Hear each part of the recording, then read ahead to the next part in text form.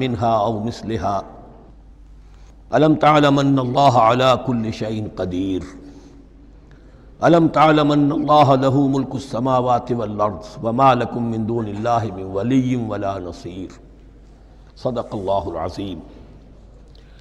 ان آیات مبارکہ کا ترجمہ اگرچہ ہم کر چکے ہیں، لیکن اس کا جو اصل مفہوم ہے اور اس کا پس منظر ہے اس کو سمجھنا ضروری ہے۔ آپ کو معلوم ہے کہ اللہ کا دین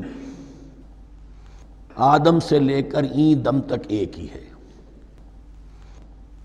نوح کا دین، موسیٰ کا دین، عیسیٰ کا دین، محمد کا دین صلی اللہ علیہ وسلم علیہ الصلوۃ دین ایک ہی ہے۔ شریعتوں میں فرق رہا ہے، اور یہ فرق جو رہا ہے اس کا اصل سبب یہ ہے کہ نوع انسانی مختلف اعتبارات سے ارتقاء کی مراحل طے کر رہی تھی۔ ذہنی پختگی، شعور کی پختگی، پھر سوشل ایولیوشن، تمدنی ارتقاء، یہ مسلسل جاری تھا۔ لہذا اس ارتقاء کے جس مرحلے میں رسول آئے اسی کی مناسبت سے ان کو تعلیمات دے دی گئیں۔ ان میں وہ حصے بھی تھے کہ جو ایٹرنل ہیں، جو ہمیشہ رہیں گے، اور ایسے بھی تھے کہ جو اس زمانے کی مناسبت سے تھے۔ اب جب اگلا رسول آئے گا تو ظاہر بات ہے کہ ان میں سے کچھ چیزوں میں تغیر و تبدل ہو جائے گا، کچھ چیزیں نئی آ جائیں گی، کچھ پرانی ساقط ہو جائیں گی۔ یہ پرانی چیزوں کا ساقط ہونا یہ کہلاتا ہے ناسخ ہونا، ناسخ و منسوخ کا مسئلہ، کہ وہ حکم منسوخ ہو گیا اور اس کی جگہ پر کوئی اور حکم آ گیا ہے۔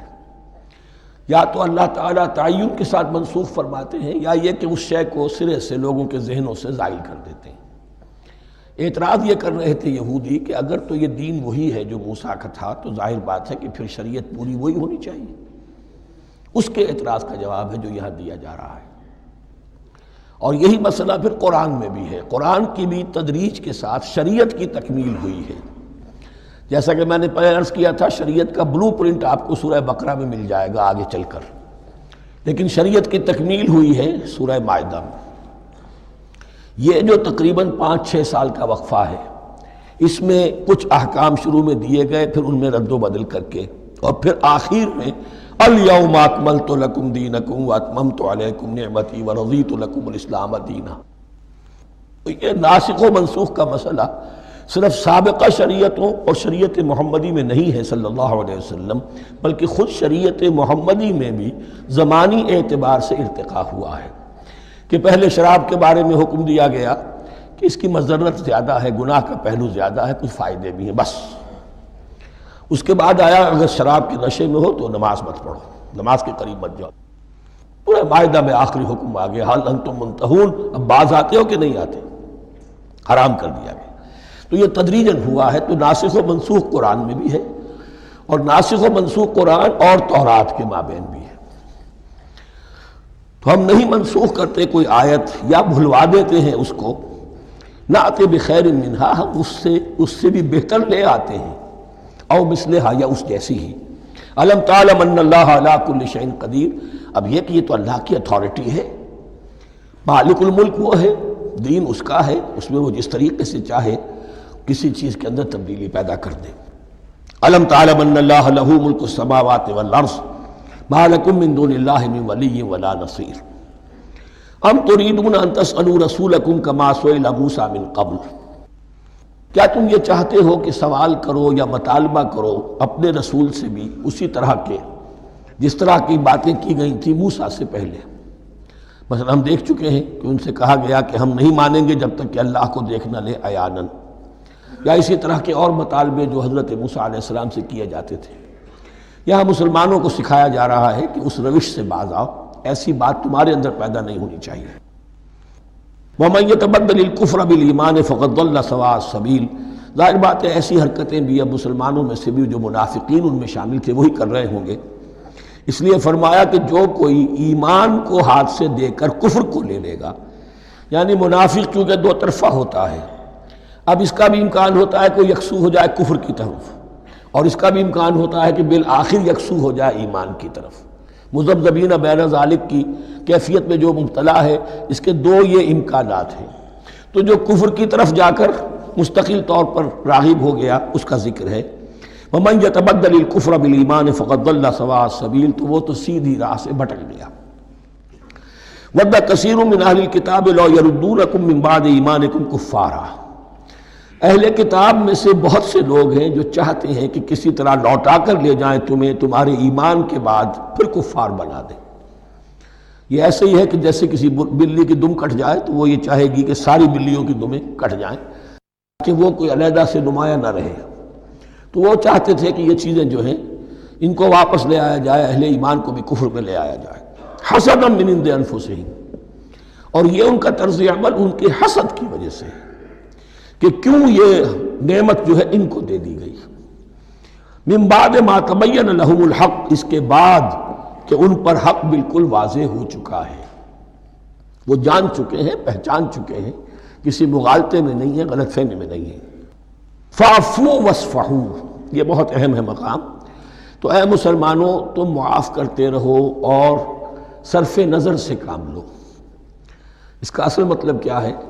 ابھی تو چونکہ مدنی دور کا آغاز ہو رہا ہے، ابھی کشمکش کے اور کشاکش کے اور مقابلے کے اور تصادم کے بڑے سخت مراحل آ رہے ہیں۔ چونکہ تمہارا سب سے پہلا جو محاذ ہے وہ تو کفار مکہ کے خلاف ہے، سب سے بڑھ کر وہی آئیں گے، تم پر حملے کریں گے، جنگیں ہوں گی۔ تو فوری طور پر یہ جو آستین کے سانپ ہیں ان کو ابھی چھیڑو مت، جب تک یہ پڑے رہیں ڈورمنٹ، انہیں پڑا رہنے دو۔ ایک وقت آئے گا، یہاں یوں سمجھیے کہ یہ حکم دیا رہا ہے فی الحال انہیں چھیڑو مت، ان کے طرز عمل کے بارے میں زیادہ توجہ نہ دو، فاعفو، معاف کرتے رہو، درگزر کرتے رہو۔ اور وصفحو کہتے ہیں، صفح کہتے ہیں ایک طرف کا، یہ صفح ہے، یہ ورق ہے، صرف نظر کر لینا، دیکھا اندیکھا کر لینا، نظر انداز کر دینا، حتی یاتی اللہ بامرہ، یہاں تک کہ اللہ اپنا فیصلہ لے آئے۔ ایک وقت آئے گا کہ پھر مسلمانوں کو غلبہ آخری حاصل ہو جائے گا، اور جب جو یہ باہر کے دشمن ہیں ان سے تم نمٹ لو گے، پھر یہ کہ ان اندرونی دشمنوں کے خلاف بھی تمہیں اب آزادی دی جائے گی کہ ان کو بھی ان کے کیفر کردار تک پہنچا دو۔ ان اللہ علی کل شیء قدیر، یقیناً اللہ ہر چیز پر قادر ہے۔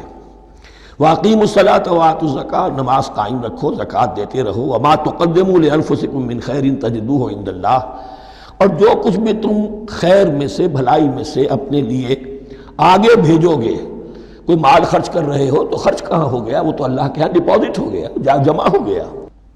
وما تقدموا لانفسکم من خیر تجدوہ عند اللہ، اسے اللہ کے پاس پاؤ گے۔ ان اللہ بما تعملون بصیر، یقیناً جو کچھ تم کر رہے ہو اللہ اسے دیکھ رہا ہے۔ وقالوا لن يدخل الجنۃ الا من كان هودا او نصارى، اب دیکھیے جب یہ نئی امت اب تشکیل پا رہی ہے تو یہودی اور نصرانی جو ایک دوسرے کے دشمن تھے مسلمانوں کے مقابلے میں جمع ہو گئے، انہوں نے کہنا یہ شروع کیا، وقالوا لن يدخل الجنۃ، ہرگز نہیں داخل ہوگا جنت میں، الا من کان ہودا او نصارا، سوائے اس کے جو یا تو یہودی ہو یا نصرانی ہو۔ وقالوا لن يدخل الجنۃ الا من کان ہودا او نصارا تلک امانیہم، یہ لفظ دوبارہ آ گیا، یہ ان کی خواہشات ہیں، من گھڑت خیالات ہیں، ان کی وشفل تھنکنگ ہے۔ قل ہاتوا برہانکم ان کنتم صادقین، کہو ان سے لاؤ کوئی دلیل اگر تم سچے ہو، دلیل کتاب سے لاؤ، کہیں تورات میں لکھا ہے یہ، کہیں یہ انجیل میں لکھا ہے، جو تورات اور جو انجیل تمہارے پاس ہے اسی میں سے دکھا دو کہ یہ لکھا ہوا ہو، کہیں لکھا ہوا نہیں۔ اب یہاں پر وہ یونیورسل ٹروتھ آ رہا ہے، بلا من اسلم وجہہ للہ وہو محسن، کیوں نہیں، ہر وہ شخص کے جو اپنا چہرہ اللہ کے سامنے جھکا دے اور وہ محسن ہو، اس کا رویہ صدق پر، سچائی پر، حسن کردار پر مبنی ہو، سر کا جھکانا منافقانہ نہ ہو، جزوی نہ ہو کہ کچھ مانا کچھ نہیں مانا۔ بلا من اسلم وجہہ للہ وہو محسن فلہ اجرہ عند ربہ، تو اس کے لیے اس کا اجر محفوظ ہے اس کے رب کے پاس، فلا خوف علیہم ولا هم یحزنون، نہ ان پر کوئی خوف ہوگا اور نہ ہی وہ حزن سے دوچار ہوں گے۔ یہ دوسری آیت ہے کہ جس سے کچھ لوگوں نے استدلال کیا ہے کہ ایمان بالرسالت ضروری نہیں ہے۔ اب دیکھیے اس کا جواب وہی ہوگا، نمبر ایک تو یہ، ہر جگہ پر ساری چیزیں بیان نہیں کی جایا کرتی، کوئی چیز کہیں بیان کی گئی، کوئی کہیں بیان کی گئی ہے۔ کتاب کو لینا ہے تو پوری کو پوری ایک کتاب کی حیثیت سے۔ دوسرا یہ کہ یہ سارا سلسلہ کرام جو ہے، جو دو بریکٹس کے مابین آ رہا ہے، اس میں پہلے سے ہے وَآمِنُوا بِمَا أَنزَلْتُ مُصَدِّقًا لِمَا مَعَكُمْ وَلَا تَكُونُوا أَوَّلَ كَافِرٍ بِهِ، تو وہ تو ضرب کھا رہی ہے اس پورے کے پورے مضامین کے سلسلے سے جو ان دو بریکٹوں کے درمیان آ رہا ہے۔ اب دیکھیے، ایک طرف تو ان کا کہنا یہ تھا کہ جنت میں داخل نہیں ہوگا مگر وہی جو یہودی ہو یا نصرانی ہو۔ اب عمل کیا ہے؟ وَقَالَتِ الْيَهُودُ لَيْسَتِ النَّصَارَىٰ عَلَىٰ شَيْءٍ، یہودی کہتے ہیں نصارہ کی کوئی حیثیت نہیں، کوئی بنیاد نہیں، کوئی جڑ نہیں۔ وَقَالَتِ النَّصَارَىٰ لَيْسَتِ الْيَهُودُ عَلَىٰ شَيْءٍ، اور نصارہ کہتے ہیں کہ یہود کی کوئی بنیاد نہیں، بے بنیاد لوگ ہیں، کوئی حقیقت ان کی حقانیت ہے ہی نہیں۔ وَهُمْ يَتْلُونَ الْكِتَابَ، اور مزہ یہ ہے کہ دونوں ایک کتاب پڑھ رہے ہیں۔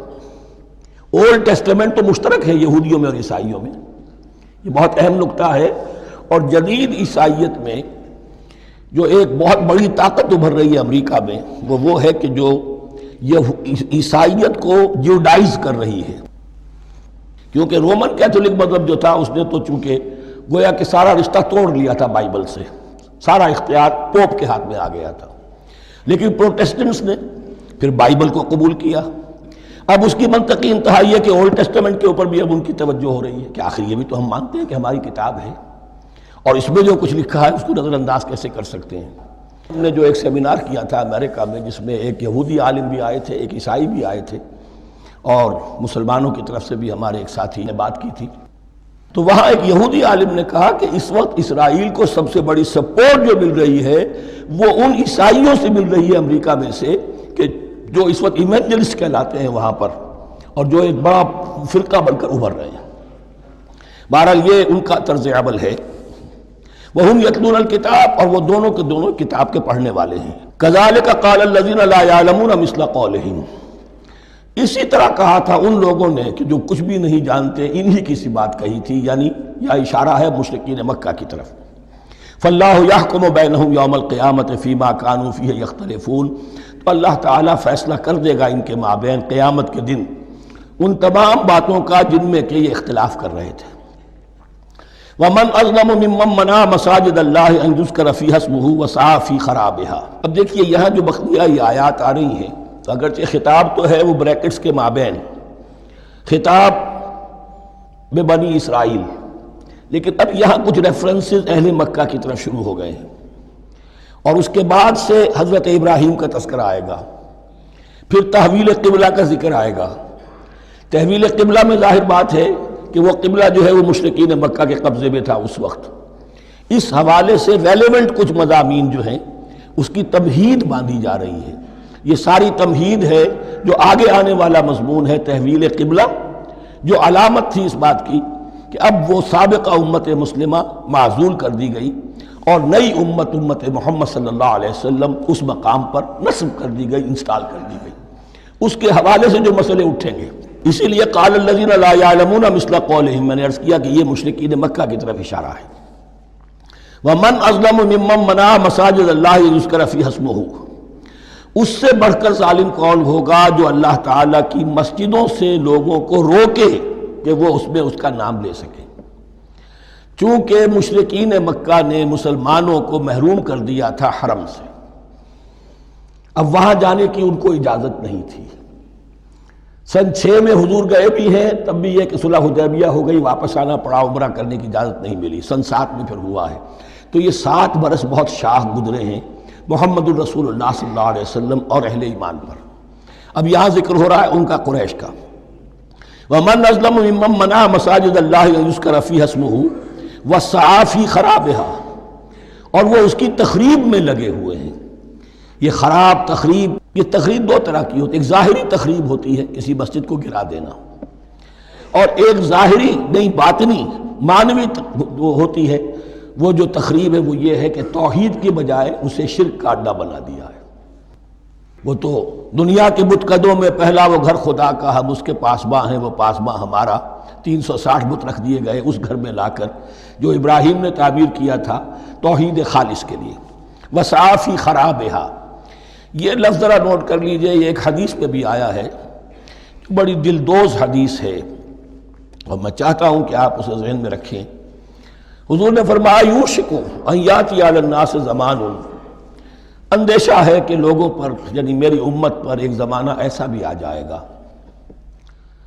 اب گنتے جائیے، لا یبقى من الاسلام الا اسمہ، اسلام میں سے اس کے نام کے سوا کچھ نہیں بچے گا، ولا یبقى من القرآن الا رسمہ، قرآن میں سے اس کے رسم الخط، الفاظ اور حروف کے سوا کچھ نہیں بچے گا، اسی کی اللہ تعالیٰ نے ضمانت دی ہے، یہ محفوظ رہے گا رسم عثمانی۔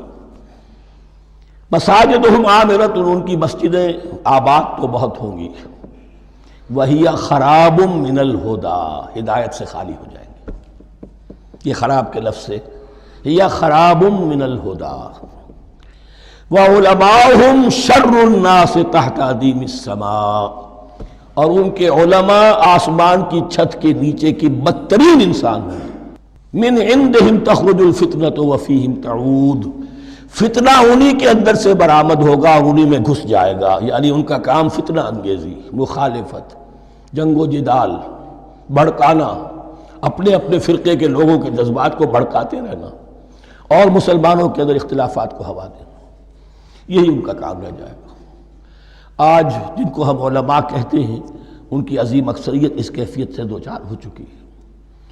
جب مذہب اور دین پیشہ بن جائے تو کوئی خیر اس میں باقی نہیں رہتا، یہ دین اور مذہب پیشہ نہیں تھا، اسلام میں کوئی پیشوائیت نہیں، اسلام میں کوئی پاپائیت نہیں، اسلام میں کوئی برہمنزم نہیں، اسلام تو ایک کھلا، ہر شخص کتاب اللہ پڑھے، ہر شخص عربی سیکھے، ہر شخص کو امامت کے قابل ہونا چاہیے، ہر شخص اپنی بچی کا نکاح خود پڑھائے، ہر شخص اپنے والد کا جنازہ خود پڑھے، یہ جو ہم نے پیشہ بنا دیا ہے اور پھر انہیں پیسے دیتے، ظاہر بات ہے کہ پھر اس پیشے کے اندر تو پیشے میں عیب نہیں، رکھیے نہ فرہاد کو نام، پھر تو پیشہ میں تو جو کچھ پیشہ ورانہ چشمکیں ہوتی ہیں اور جو خباثتیں ہوتی ہیں وہ آتی ہیں۔ لیکن ساتھ ہی یہ بات واضح رہے کہ علماء حق سے دنیا خالی نہیں ہوگی، علماء حق بھی ہیں، لیکن کسی کے ماتھے پر لکھا ہوا نہیں ہوتا کہ یہ علماء حقانی میں سے اور یہ علماء سو میں سے ہے۔ باقی یہ صحیح بات ہے کہ اکثریت ادھر جا چکی ہے، ورنہ امت کا بیڑا غرق نہ ہوتا، سیدھی سیدھی بات، یہ بیڑا غرق ہوا ہے تو آخر کوئی سبب ہے۔ اولئک ما کان لہم ان یدخلوها الا خائفین، ایسے لوگوں کو تو سوائے اس کے ان کا کوئی مقام نہیں ہے کہ انہیں داخل ہونے کی بھی اجازت نہیں ہونی چاہیے اس میں، یعنی اللہ کی مسجدوں میں، مگر خوف زدہ ہو کر، ڈر کر۔ لہم فی الدنیا خزی، کے لیے دنیا میں بھی رسوائی اور ذلت ہے، لہم فی الآخرۃ عذاب عظیم، اور آخرت میں ان کے لیے عذاب عظیم ہے۔ وَلِلَّهِ الْمَشْرِقُ وَالْمَغْرِبُ، اب دیکھیے تمہید ہو رہی ہے تحویل قبلہ کے لیے۔ اب ظاہر بات ہے کہ بڑی حساس جو ہے وہ ایک کیفیت تھی یہ، تو یروشلم کے ساتھ جن کو دلچسپی تھی اور ان کے دلوں میں اس کی عقیدت تھی، مکہ مکرمہ اور بیت اللہ کے ساتھ جن کو دلچسپی تھی اور ان کے دلوں میں اس کی عقیدت تھی، تو اس حوالے سے یہ قبلہ بدلنا، اور 2 دفعہ بدلا ہے قبلہ۔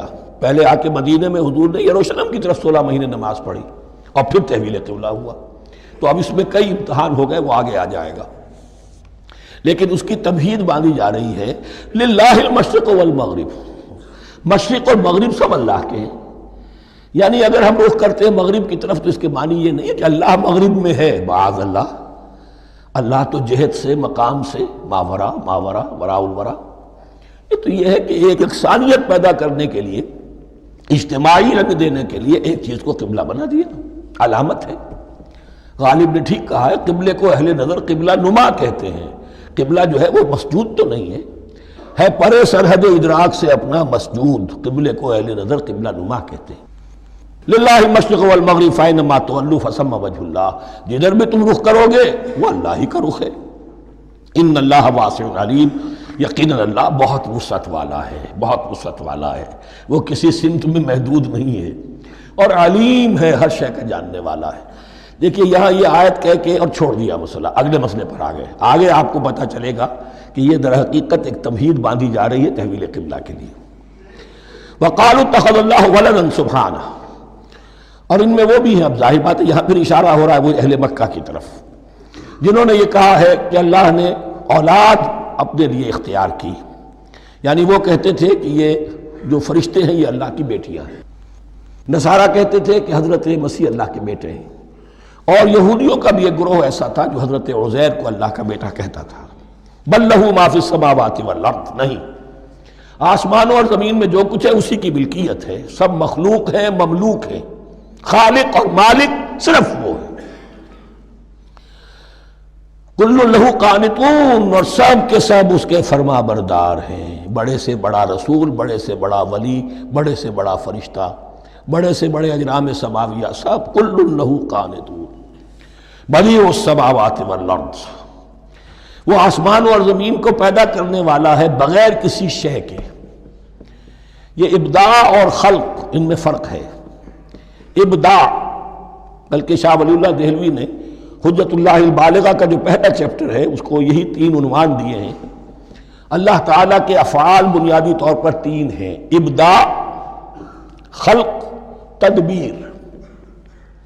ابداع ہے جسے انگریزی میں کہتے ہیں کریشن ایکس نہیلو، عدم محض سے کچھ بنا دیا، کچھ نہیں تھا اور بنا دیا، کن فیکون، یہ ابداع ہے۔ خلق ہے اب ایک چیز سے دوسری چیز بنانا، گارے سے انسان بنایا، یہ تخلیق ہے۔ آگ سے جن بنا، یہ تخلیق ہے۔ نور سے فرشتے بنا، یہ تخلیق ہے۔ تو ابداع، بدیع وہ ہے کہ جس نے نئی چیز، اسی لیے بدعت ہمارے ہاں کہلاتی ہے وہ شے جو دین میں نہیں تھی اور خواہ لا کے شامل کر دی گئی، جس کی کوئی جڑ بنیاد دین میں نہیں ہے، وہ بدعت ہے۔ اس سے یہ لفظ بدیع السماوات والارض، وَإِذَا قَضَىٰ أَمْرًا فَإِنَّمَا يَقُولُ لَهُ كُن فَيَكُونُ، اس کی شان تو یہ ہے کہ جب وہ کسی معاملے کا فیصلہ کر لیتا ہے تو بس کہتا ہے کہ ہو جا، اور وہ ہو جاتی ہے۔ وَقَالَ الَّذِينَ لَا يَعْلَمُونَ لَوْلَا يُكَلِّمُنَا اللَّهُ وَتَأْتِينَا آیَةٌ، اور کہا ان لوگوں نے جو علم نہیں رکھتے، یہاں پھر وہی مشرکین مکہ کی طرف روح سخن ہے، کیوں نہیں بات کرتا ہم سے اللہ، اور کیوں نہیں کوئی لے آتا ہمارے پاس کوئی نشانی۔ یہ میں عرض کر چکا ہوں، یہ مضمون جو ہے کہ ان کا مطالبہ تھا بہت شدت کے ساتھ کہ کوئی معجزے ویسے ہی دکھاؤ جیسے تم کہتے ہو کہ عیسیٰ نے دکھائے تھے، موسیٰ نے دکھائے تھے، تو ہمارے یہ مطالبے پورے کر دو، ہم مان لیں گے۔ یہ ذکر آئے گا سورہ انعام میں اور پھر سورہ بنی اسرائیل میں۔ کذالک قال الذین من قبلہم مثل قولہم، اسی طرح کی باتیں جو لوگ ان سے پہلے آئے تھے وہ بھی کہتے رہے۔ تشابہت قلوبہم، ان کے دل ایک دوسرے سے مشابہ ہو گئے ہیں۔ قد بینا الآیات لقوم یوقنون، اور ہم نے تو اپنی آیات کو واضح کر دیا ہے ان لوگوں کے لیے جو یقین کرنا چاہیں۔ انا ارسلناک بالحق بشیرا ونذیرا، اے نبی ہم نے آپ کو بھیجا ہے حق کے ساتھ بشیر اور نذیر بنا کر۔ بنیادی حیثیت آپ کی یہ ہے کہ آپ اہل حق کو بشارت دیں، فراح و ریحان و جنت نعیم، فسلام لک من اصحاب الیمین، یہ بشارت دیجئے۔ اور جو غلط راستے پر جائیں، کفر کریں، منافقت میں مبتلا ہوں، ملحد ہوں اور بدعملی کریں، ان کو آپ خبردار کر دیجئے کہ جہنم ان کے لیے تیار کر دی گئی ہے۔ آپ کا کام دعوت ہے، ابلاغ ہے، تبلیغ ہے، نصیحت ہے۔ وَلَا تُسْأَلُ عَنْ أَصْحَابِ الْجَحِيمِ، آپ سے سوال نہیں کیا جائے گا جہنمیوں کے بارے میں کہ اے محمد یہ کیوں جہنم میں پہنچ گئے، ہم نے تمہیں بھیجا تھا، تمہارے ہوتے ہوئے یہ جہنمی کیوں ہو گئے؟ نہیں، یہ آپ کی ذمہ داری نہیں ہے۔ کون جنت میں جانا چاہتا ہے، کون جہنم میں جانا چاہتا ہے، یہ آدمی کا اپنا فیصلہ ہے۔ آپ کا کام ہے کہ حق کو واضح کر دیں، ہاں وضاحت میں کمی نہ رہ جائے، حق واضح ہو جائے، کوئی اشتباہ نہ ہو، بالکل مبرہن ہو جائے، واضح ہو جائے، بس یہ ذمہ داری آپ کی ہے، اس سے زیادہ نہیں۔ یہ مسئولیت جو ہوتی ہے، انسان اگر اپنی اصل مسئولیت سے زیادہ ذمہ داری اپنے سر پر ڈال لے تو اس سے بھی بہت بڑی بڑی گمراہیاں پیدا ہوتی ہیں، اور اس کا جو تذکرہ ہو رہا ہے بڑی گمراہی تو معاذ اللہ وہ تو ہمارے حوالے سے ہوتی ہے۔ ہمارے ہاں کی بہت سی جماعتیں جو ہیں اسی طرح کی غلطیوں کی وجہ سے وہ غلط راستوں پر پڑ گئی، پوری تحریکیں برباد ہو گئی۔ لیکن یہاں بھی حضور کا معاملہ کیا ہو رہا تھا کہ حضور چاہتے تھے کہ کسی طرح یہ علماء یہود ایمان لے آئے۔ بہرحال حضور کے دل میں رغبت، آخر مکے میں آپ تھے تو دعائیں مانگتے تھے، اے اللہ عمرو ابن ہشام اور عمر ابن خطاب میں سے کسی ایک کو تو میری جھولی میں ڈال دے۔ تو اسی طرح کی دعا آپ نے کی ہوگی۔ فرمایا وَلَن تَرْضَىٰ عَنْكَ الْيَهُودُ وَلَا النَّصَارَىٰ حَتَّىٰ تَتَّبِعَ مِلَّتَهُمْ،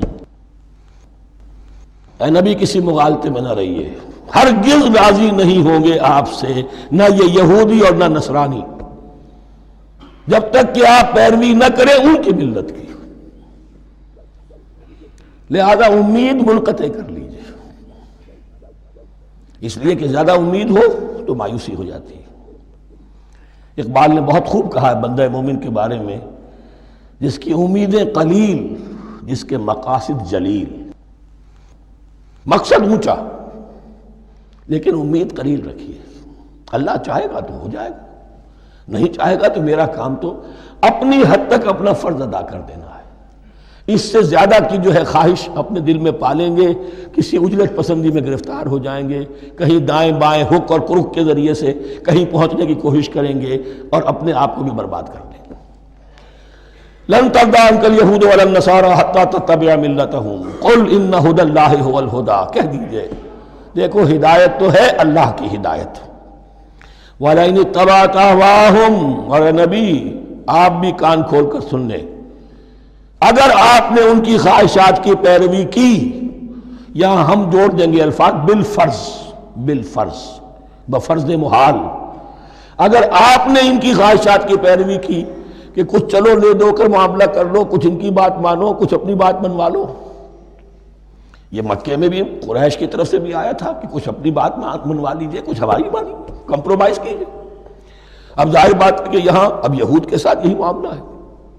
وَلَئِنِ اتَّبَعْتَ أَهْوَاءَهُمْ بَعْدَ الَّذِي جَاءَكَ مِنَ الْعِلْمِ مَا لَكَ مِنَ اللَّهِ مِنْ وَلِيٍّ وَلَا نَصِيرٍ، اور اگر بفرض محال آپ نے پیروی کی ان کی خواہشات کی، اس کے بعد کہ آپ کے پاس علم آ چکا، تو نہیں ہوگا کوئی بھی اللہ کے مقابلے میں آپ کے لیے کوئی مددگار یا حمایتی۔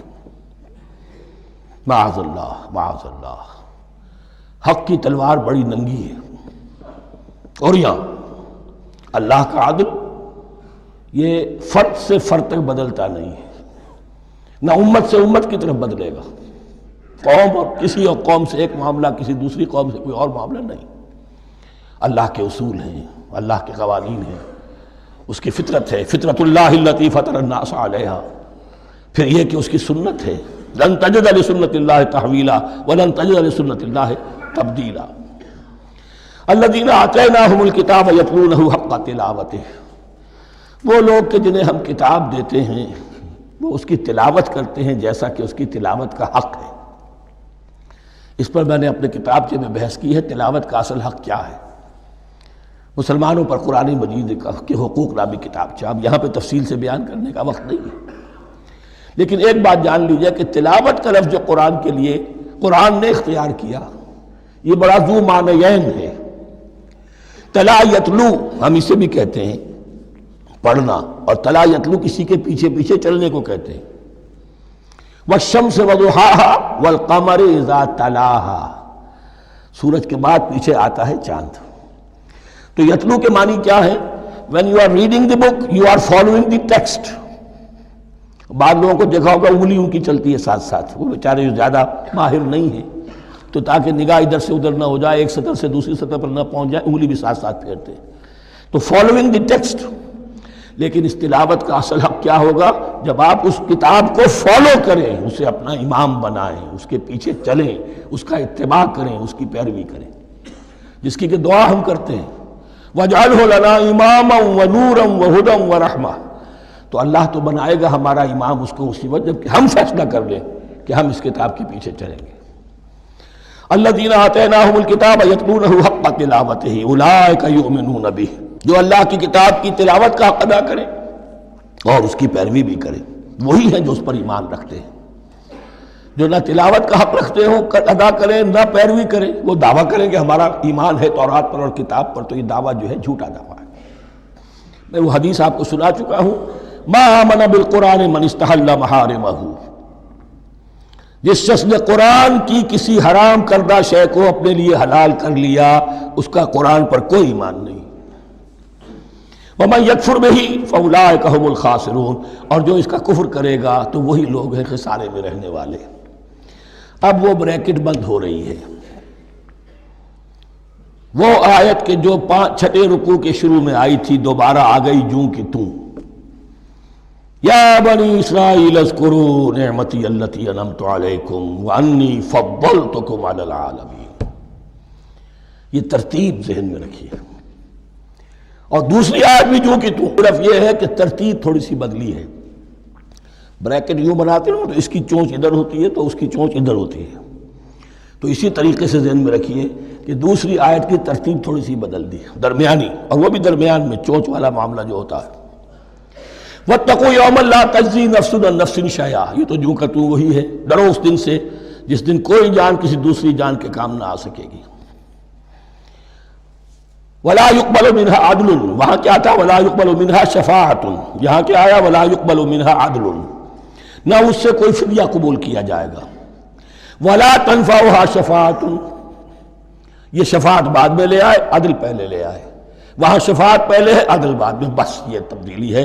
وَلَا هُمْ يُنصَرُونَ، اور یہ پھر جو کا تو وہی جو پہلی آیت میں تھا، جو چھٹے رکوع کی دوسری آیت ختم ہوئی، نہیں انہیں کوئی مدد مل سکے گی. یہ جو حصہ تھا جو تقریباً 10 رکوعوں پر مشتمل تھا، سورہ بقرہ کے 18 رکوع کہ جن میں روح سخن ہے سابقہ امت مسلمہ کی طرف. 4 رکوع بڑے عموم کے حامل تھے، لیکن بین السطور وہاں بھی اشارے موجود تھے. روح سخن جو تھا وہ بنی اسرائیل کی طرف. 10 رکوعوں میں صراحت کے ساتھ ساری گفتگو انہی سے ہے، الا یہ کہ ایک جگہ مسلمانوں سے خطاب کر لیا، کچھ آخر میں اہل مکہ کا تذکرہ بھی ہو گیا. اب اس کے بعد ذکر شروع ہو رہا ہے حضرت ابراہیم علیہ السلام کا. وہ بات سمجھ لیجئے کہ کیا وجہ ہے اس کی. دیکھیے حضرت ابراہیم کی نسل کی یہ 2 شاخیں چلی، ویسے تو 3 ہیں. عام طور پر لوگوں کے علم میں ہے کہ 2 بیویاں تھیں. حضرت ہاجرہ سے حضرت اسماعیل پیدا ہوئے، بڑے تھے. حضرت سارہ سے حضرت اسحاق، ان کے بیٹے یعقوب، یعقوب کے 12 بیٹے بنی اسرائیل. حضرت اسماعیل کو حضرت ابراہیم نے آباد کیا خانہ کعبہ کے پاس لا کر، بواد غیر ذی زرع، تو وہاں یہ جو ایک نسل چلی. لیکن نبوت جو ہے حضرت ابراہیم کے بعد حضرت اسماعیل کو تو ملی، اس کے بعد مسلسل یوں سمجھیے کہ تقریباً 3000 کا فصل ہے سالوں کا کہ کوئی نبوت اس شاخ میں نہیں آئی. نبوت کا سلسلہ چلا دوسری شاخ میں، حضرت یعقوب، حضرت اسحاق، حضرت یعقوب، حضرت یوسف، چلتے جائیے، اور پھر حضرت موسیٰ اور ہارون سے شروع ہو کر حضرت عیسیٰ اور یحییٰ تک 1400 برس مسلسل.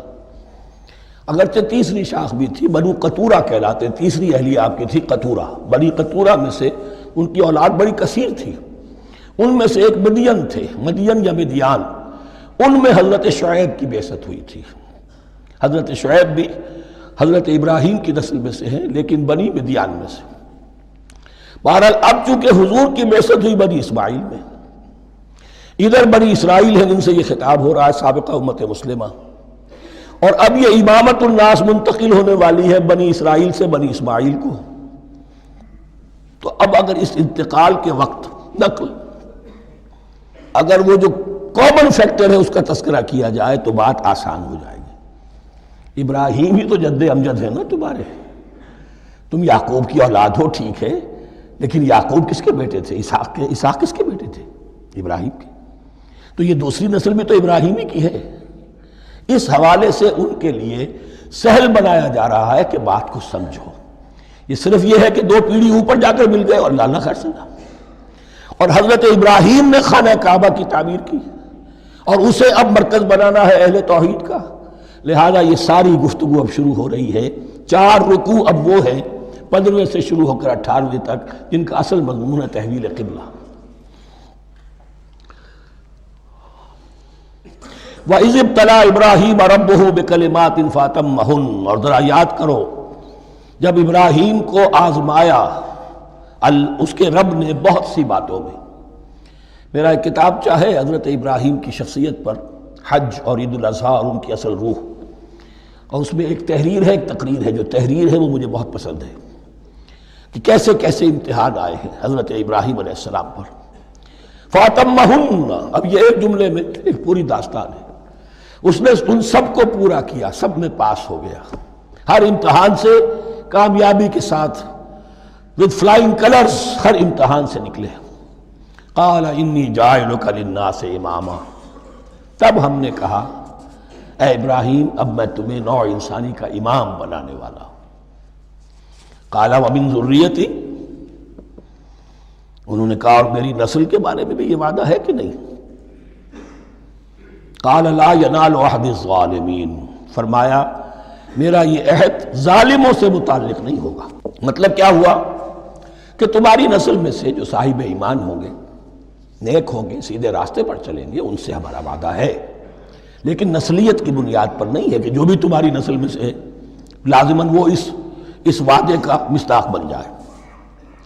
وَإِذْ جَعَلْنَا الْبَيْتَ مَثَابَةً لِلنَّاسِ وَأَمْنًا، اور یاد کرو جب کہ ہم نے گھر کو، اپنے گھر کو، بیت اللہ کو قرار دے دیا لوگوں کے لیے زیارت کی جگہ، لوٹ کے آنے، لوٹ کر آؤ، حج کرو، مثابۃ للناس وامنا، اور اسے امن کا گھر قرار دے دیا۔ واتخذوا من مقام ابراہیم مصلی، اور ہم نے حکم دیا کہ مقام ابراہیم کو اپنی جائے نماز بنا لو، نماز پڑھنے کی جگہ بنا لو۔ آج کل تو بعض علماء نے یہ کہا ہے کہ مقام ابراہیم سے مراد کوئی خاص پتھر نہیں ہے، بلکہ اصل میں وہ تو پوری جگہ جو تھی وہ مقام ابراہیم، حضرت ابراہیم وہاں آباد ہوئے تھے۔ لیکن صحیح بات وہی ہے جو ہمارے سلف سے چلی آ رہی ہے، روایات پختہ ہیں اس کے بارے میں کہ جس طریقے سے حجر اسود جنت سے آیا ہے، ایسے ہی یہ بھی ایک پتھر تھا کہ جو جنت سے لایا گیا حضرت ابراہیم کے لیے جب وہ تعمیر کر رہے تھے، کوئی اور ذرائع تو ابھی تھے ہی نہیں، اس کے اوپر وہ کھڑے ہوتے تھے اور یہ پتھر ہی اونچا ہوتا جاتا تھا خود۔ اب جیسے جیسے تعمیر اوپر جا رہی ہے تو اس کے لیے یہ پتھر اونچا ہوتا تھا، وہ پتھر ہے جو مقام ابراہیم اب بھی محفوظ ہے، اور وہاں پر پھر طواف کر کے کعبے کا مکمل، پھر اس کے آس پاس جو ہے 2 رکعت جو ہے وہ ادا کی جاتی ہے نماز۔ وَعَهِدْنَا إِلَىٰ إِبْرَاهِيمَ وَإِسْمَاعِيلَ أَن طَهِّرَا بَيْتِيَ لِلطَّائِفِينَ وَالْعَاكِفِينَ وَالرُّكَّعِ السُّجُودِ، اور ہم نے عہد لے لیا تھا ابراہیم اور اسماعیل سے کہ تم دونوں ہمارے اس گھر کو، بیتیا میرے اس گھر کو پاک رکھو۔ اب یہ تطہیر بھی دونوں طرح کی ہوگی، ظاہری صفائی بھی ہو، گند نہ ہو، تاکہ زائر آئیں تو ان کے دلوں میں جو کدورت پیدا نہ ہو، کوفت نہ ہو، کھلی فضا ہو، صاف رکھو۔ اور تطہیر باطنی، وہاں توحید کا چرچا ہو، کوئی اور کفر اور شرک جو ہے وہ نہ آنے پائے۔ ان طہرا بیتی للطائفین والعاکفین، طواف کرنے والوں کے لیے، اعتکاف کرنے والوں کے لیے، والرکع السجود، اور رکوع اور سجود کرنے والوں کے لیے۔ وَإِذْ قَالَ إِبْرَاهِيمُ رَبِّ اجْعَلْ هَٰذَا بَلَدًا آمِنًا وَارْزُقْ أَهْلَهُ مِنَ الثَّمَرَاتِ مَنْ آمَنَ مِنْهُمْ بِاللَّهِ وَالْيَوْمِ الْآخِرِ، اور یاد کرو جب کہ ابراہیم نے کہا تھا اے میرے پروردگار اس گھر کو امن کی جگہ بنا دے، اور اس کے رہنے والوں، اس کے ہاں آباد ہونے والوں کو یعنی بنی اسماعیل کے لیے ان کو رزق عطا فرما، میووں کا اور پھلوں کا۔ من آمن منہم باللہ والیوم الآخر، اب یہاں حضرت ابراہیم خود رک گئے کہ میں اپنی ساری اولاد کے لیے یہ دعا نہ کروں، اس لیے کہ وہاں روک دیا گیا تھا لا ینال عہد الظالمین، تو جو بھی ان میں سے ایمان اور عمل صالح والے ہوں اور یوم آخر پر ایمان رکھتے ہوں، اجعل هذا البلد آمنا وارزق اهله من الثمرات من آمن منهم بالله واليوم الآخر۔ اب یہاں دیکھیے اللہ تعالیٰ نے گویا کہ ہم کہیں گے ازرہ شفقت مسکراتے ہوئے گویا کہ فرمایا کہ ابراہیم قال ومن کفر، تمہاری اولاد میں سے جو کفر کرے گا فأمتعه قلیلا، اس کو بھی میں دنیا کا ساز و سامان تو دوں گا، امامت میں شامل نہیں کر سکتا، لیکن یہ کہ دنیاوی طور پر مال و متاع جو ہے وہ ان کو بھی میں دوں گا۔ ومن کفر فأمتعه قلیلا ثم اضطره الى عذاب النار، ہاں پھر اسے کشاں کشاں لے آؤں گا جہنم کے عذاب کی طرف، وبئس المصیر، اور وہ بہت ہی بری جگہ ہے لوٹنے کی۔ وَإِذْ يَرْفَعُ إِبْرَاهِيمُ الْقَوَاعِدَ مِنَ الْبَيْتِ وَإِسْمَاعِيلُ، اور یاد کرو جب کہ ابراہیم اٹھا رہے تھے ہمارے گھر کی بنیادوں کو، اور اسماعیل، باپ بیٹا دونوں لگے ہوئے تھے۔ یہاں لفظ جو قواعد آیا ہے اس کو نوٹ کیجئے، قواعد قاعدے کی جمع ہے اور یہ بنیادوں کو کہا جاتا ہے، اور اس میں اشارہ ہے حضرت ابراہیم اصل معمار اور بانی نہیں ہے کعبے کے، کعبہ بنایا ہے حضرت آدم نے، ان اول بیت وضع للناس للذی ببکہ، پہلا گھر۔ اب کیسے ممکن تھا حضرت آدم علیہ السلام کے زمانے سے لے کر اور حضرت ابراہیم تک کم و بیش جو ہے 4000 برس ہے، عام اندازہ جو ہے تورات کا اگر آپ لگائیں تو کوئی مسجد نہیں بنی ہوگی کیا؟ یہ پہلا گھر ہے، پہلا وہ گھر خدا کا، تو اس کی بنیادیں رہ گئی تھیں، باقی وہ امتداد زمانہ سے، اور چونکہ یہ سیلاب کا راستہ تھا، سیلاب کی وجہ سے وہ سب جو ہے دیواریں بہہ گئی تھیں، صرف بنیادیں تھیں، ان بنیادوں کو پھر وَإِذْ بَوَّأْنَا لِإِبْرَاهِيمَ مَكَانَ الْبَيْتِ، یہ سورہ حج میں جا کر مضمون تفصیل سے آئے گا۔ اب میں آئے گا کہتا ہوں، آ چکا ہے حقیقت کے اعتبار سے، اس لیے کہ یہ ساری مکی صورتیں ہیں جو نازل ہو چکی ہیں سورہ بقرہ سے بہت پہلے۔ تو جب وہ ان بنیادوں کو اٹھا رہے تھے تو دعائیں مانگ رہے تھے، ربنا تقبل منا انک انت السمیع العلیم، اے رب ہماری اس کوشش کو، ہماری اس مشقت کو، محنت کو قبول فرما۔ باہر گھر بنا رہے ہیں، پتھر اٹھا اٹھا کر لا رہے ہیں، حضرت اسماعیل کی عمر اس وقت لگ بھگ 13 برس ہے، ہاتھ بٹا رہے ہیں، ربنا تقبل منا انک انت السمیع العلیم، اے رب ہماری اس کوشش کو شرف قبول عطا فرما، یقیناً تو سب کچھ سننے والا اور جاننے والا ہے۔ ربنا وجعلنا مسلمین لک، اور اے رب ہمیں اپنا فرما بردار بنائے رکھ۔ نوٹ کیجئے ابراہیم کہہ رہے ہیں، تو میں اور آپ اگر مطمئن ہو جائیں کہ میری موت لازماً حق پر ہوگی تو بہت بڑا دھوکہ ہے۔ ڈرتے رہنا چاہیے، اللہ کی پناہ طلب کرتے رہنا چاہیے۔ ربنا وجعلنا مسلمین لک، اے اللہ ہم دونوں کو اپنا فرما بردار بنائے رکھ، ومن ذریتنا امۃ مسلمۃ لک، اور ہم دونوں کی نسل میں سے اٹھائیو برپا کی جو ایک امت جو تیری فرما بردار امت ہو۔ وارنا مناسکنا، اور اے پروردگار تیرا گھر تو ہم نے یہ بنا دیا، اب اس کے جو رسومات ہیں وہ ہمیں سکھا، جو مناسک حج ہیں، ارنا مناسک، اب کیسے حج کریں، کیا آداب ہوں گے، طواف کیسے ہوگا، کیا کریں گے۔ وتب علینا، اور ہم پر اپنی شفقت کی نظر فرما، انک انت التواب الرحیم، یقیناً تو ہی ہے بہت ہی زیادہ توبہ کا قبول فرمانے والا اور شفقت کے ساتھ رجوع کرنے والا اور رحم فرمانے والا۔ ربنا وبعث فیہم رسولا منہم، اور اے ہمارے پروردگار ہماری اس نسل میں، اب چونکہ ہماری نسل مراد ہے بنی اسماعیل، بنی اسرائیل اسماعیل کی نسل میں سے تو نہیں ہے نا، یہاں دونوں کی نسل سے مراد ہے تو وہ بنی اسماعیل، ہماری اس نسل میں اٹھائی ہو ایک رسول انہی میں سے، باہر کا نہ ہو، کوئی مغایرت کا اجنبیت کا پردہ حائل نہ ہو، وہ کیا کرے، یتلو علیہم آیاتک، تیری آیات ان کو پڑھ کر سنائے، وَيُعَلِّمُهُمُ الْكِتَابَ وَالْحِکْمَةَ، اور صرف سنائے نہیں، تعلیم دے انہیں کتاب اور حکمت کی۔ صرف سنا دینا تو بہت آسان کام ہے، سکھانا، تعلیم دینا، دلوں میں بٹھانا، اور حکمت، وَيُزَكِّيهِمْ، اور ان کو پاک کرے، ان کا تزکیہ کرے، ان کے دلوں میں تیری محبت اور آخرت کی طلب کے سوا کوئی طلب باقی نہ رہنے دے۔ انک انت العزیز الحکیم، یقیناً پروردگار تو ہی ہے زبردست اور کمال حکمت والا۔ وَمَن يَرْغَبُ عَن مِّلَّةِ إِبْرَاهِيمَ إِلَّا مَن سَفِهَ نَفْسَهُ، اور ایسا شخص کون سا ہوگا جو ابراہیم کے طریقے سے منہ موڑے۔ یہ رغبت کا لفظ عربی زبان میں دونوں طرف جاتا ہے، رغبہ الہ، کسی شے کی طرف رغبت ہونا، محبت ہونا، میلان ہونا، اور رغبہ عن، کسی شے سے متنفر ہونا، کسی شے سے ابا کرنا، اس کو چھوڑ دینا۔ وَمَن يَرْغَبُ عَن مِّلَّةِ إِبْرَاهِيمَ إِلَّا مَن سَفِهَ نَفْسَهُ، سوائے اس کے جس نے اپنے آپ کو حماقت ہی میں مبتلا کرنے کا فیصلہ کر لیا ہو، اور کون ہوگا جو ابراہیم کے طریقے سے منہ موڑے۔ وَلَقَدِ اصْطَفَيْنَاهُ فِي الدُّنْيَا، اور ہم نے تو اسے دنیا میں بھی پسند کر لیا تھا، چن لیا تھا، وَإِنَّهُ فِي الْآخِرَةِ لَمِنَ الصَّالِحِينَ، اور یقیناً آخرت میں بھی وہ ہمارے صالح بندوں میں سے ہوں گے۔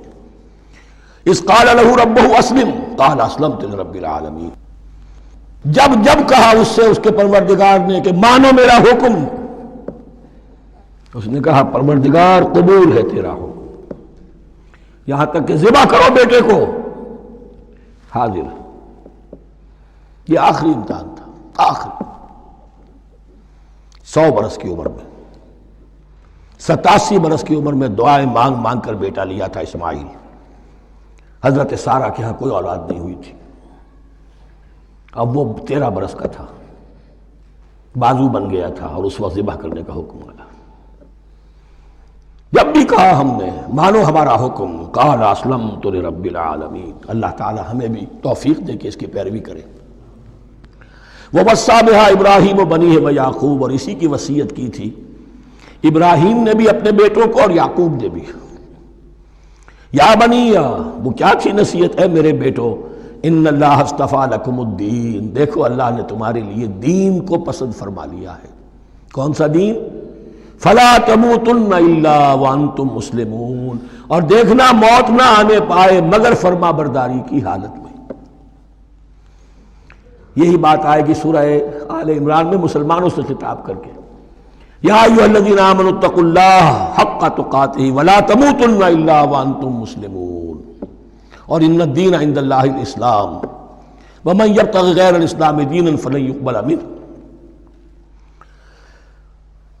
ام کنتم شہداء اذ حضر یعقوب الموت، کیا تم اس وقت موجود تھے جب یعقوب کی موت کا وقت آیا؟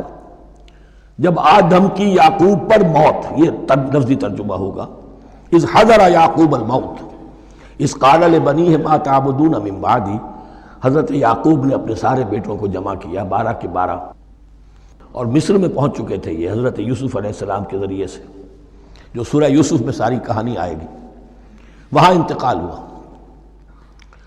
تو انہوں نے اپنے بیٹوں کو جمع کیا، اذ قال لبنیہ ما تعبدون من بعدی، میرے بعد تم کس کی پوجا کرو گے، کس کی پرستش کرو گے؟ یہ بات نہیں تھی کہ انہیں معلوم نہیں تھا، لیکن یہ کہ ایک میثاق، قول و قرار اور پختہ کرنے کے لیے۔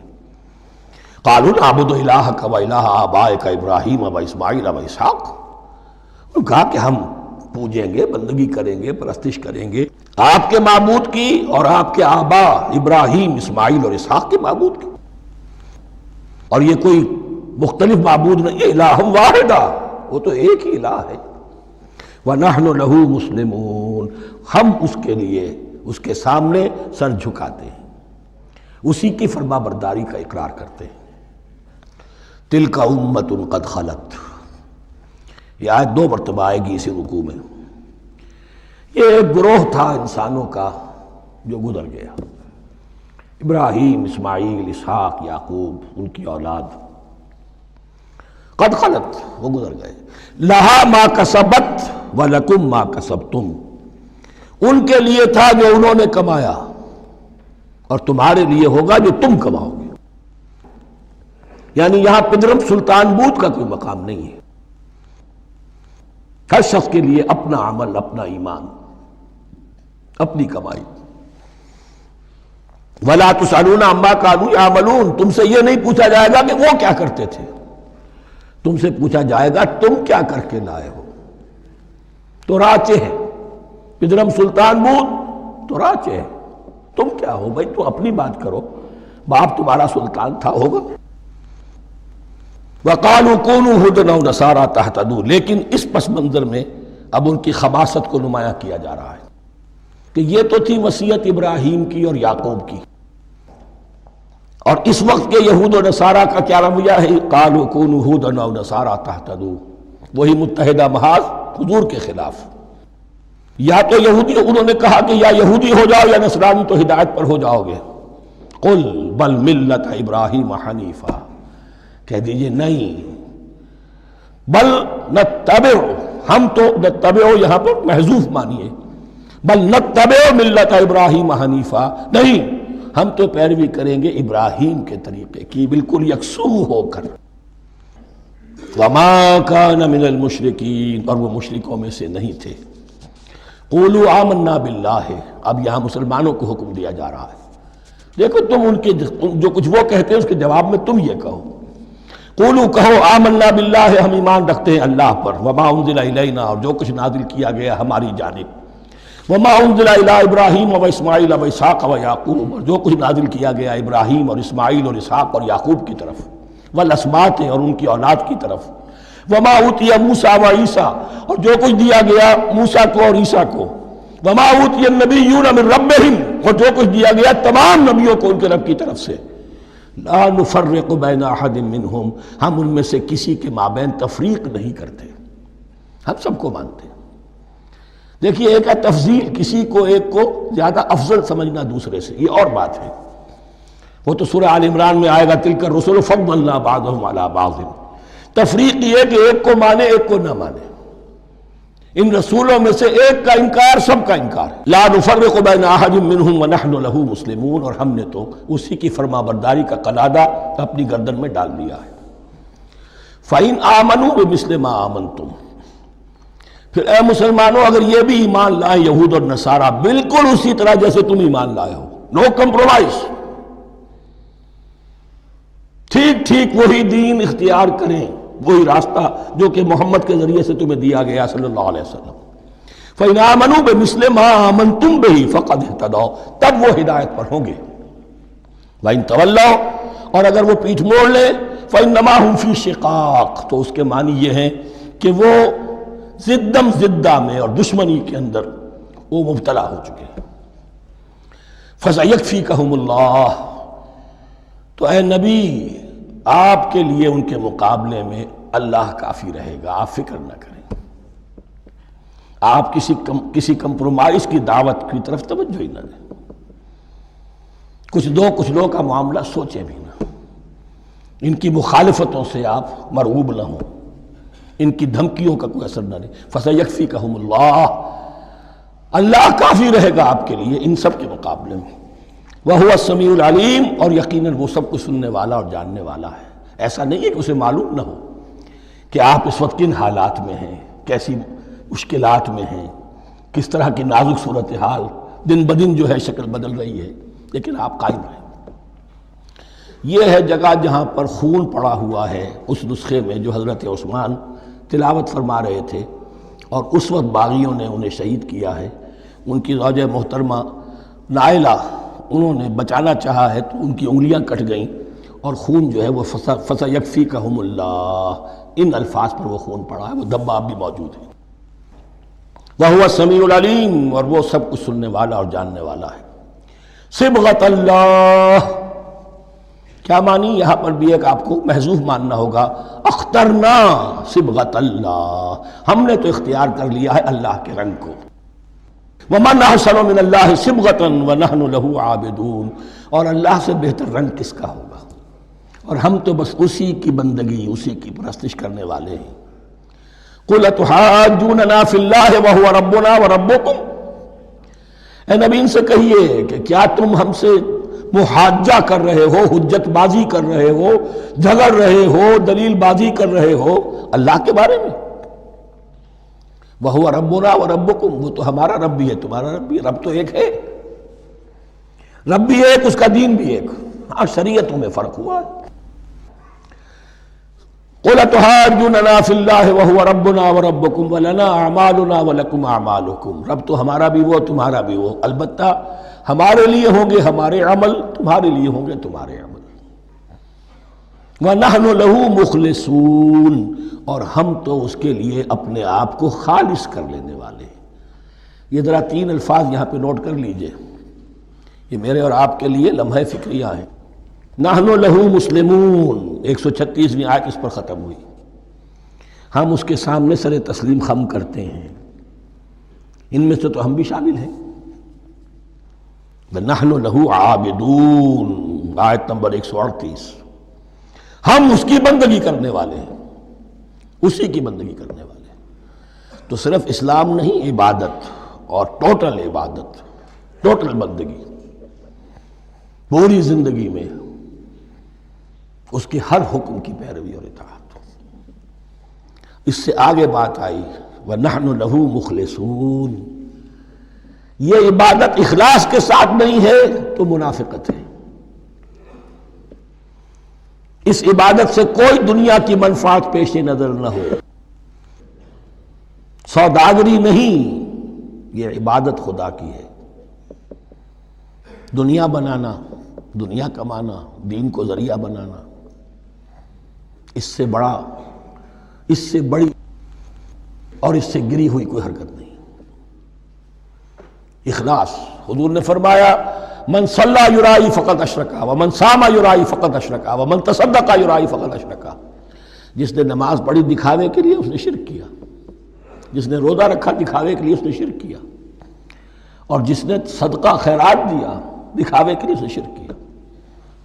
وَنَحْنُ لَهُ مُخْلِصُونَ، نَحْنُ لَهُ مُسْلِمُونَ، نَحْنُ لَهُ عَابِدُونَ، نَحْنُ لَهُ مُخْلِصُونَ۔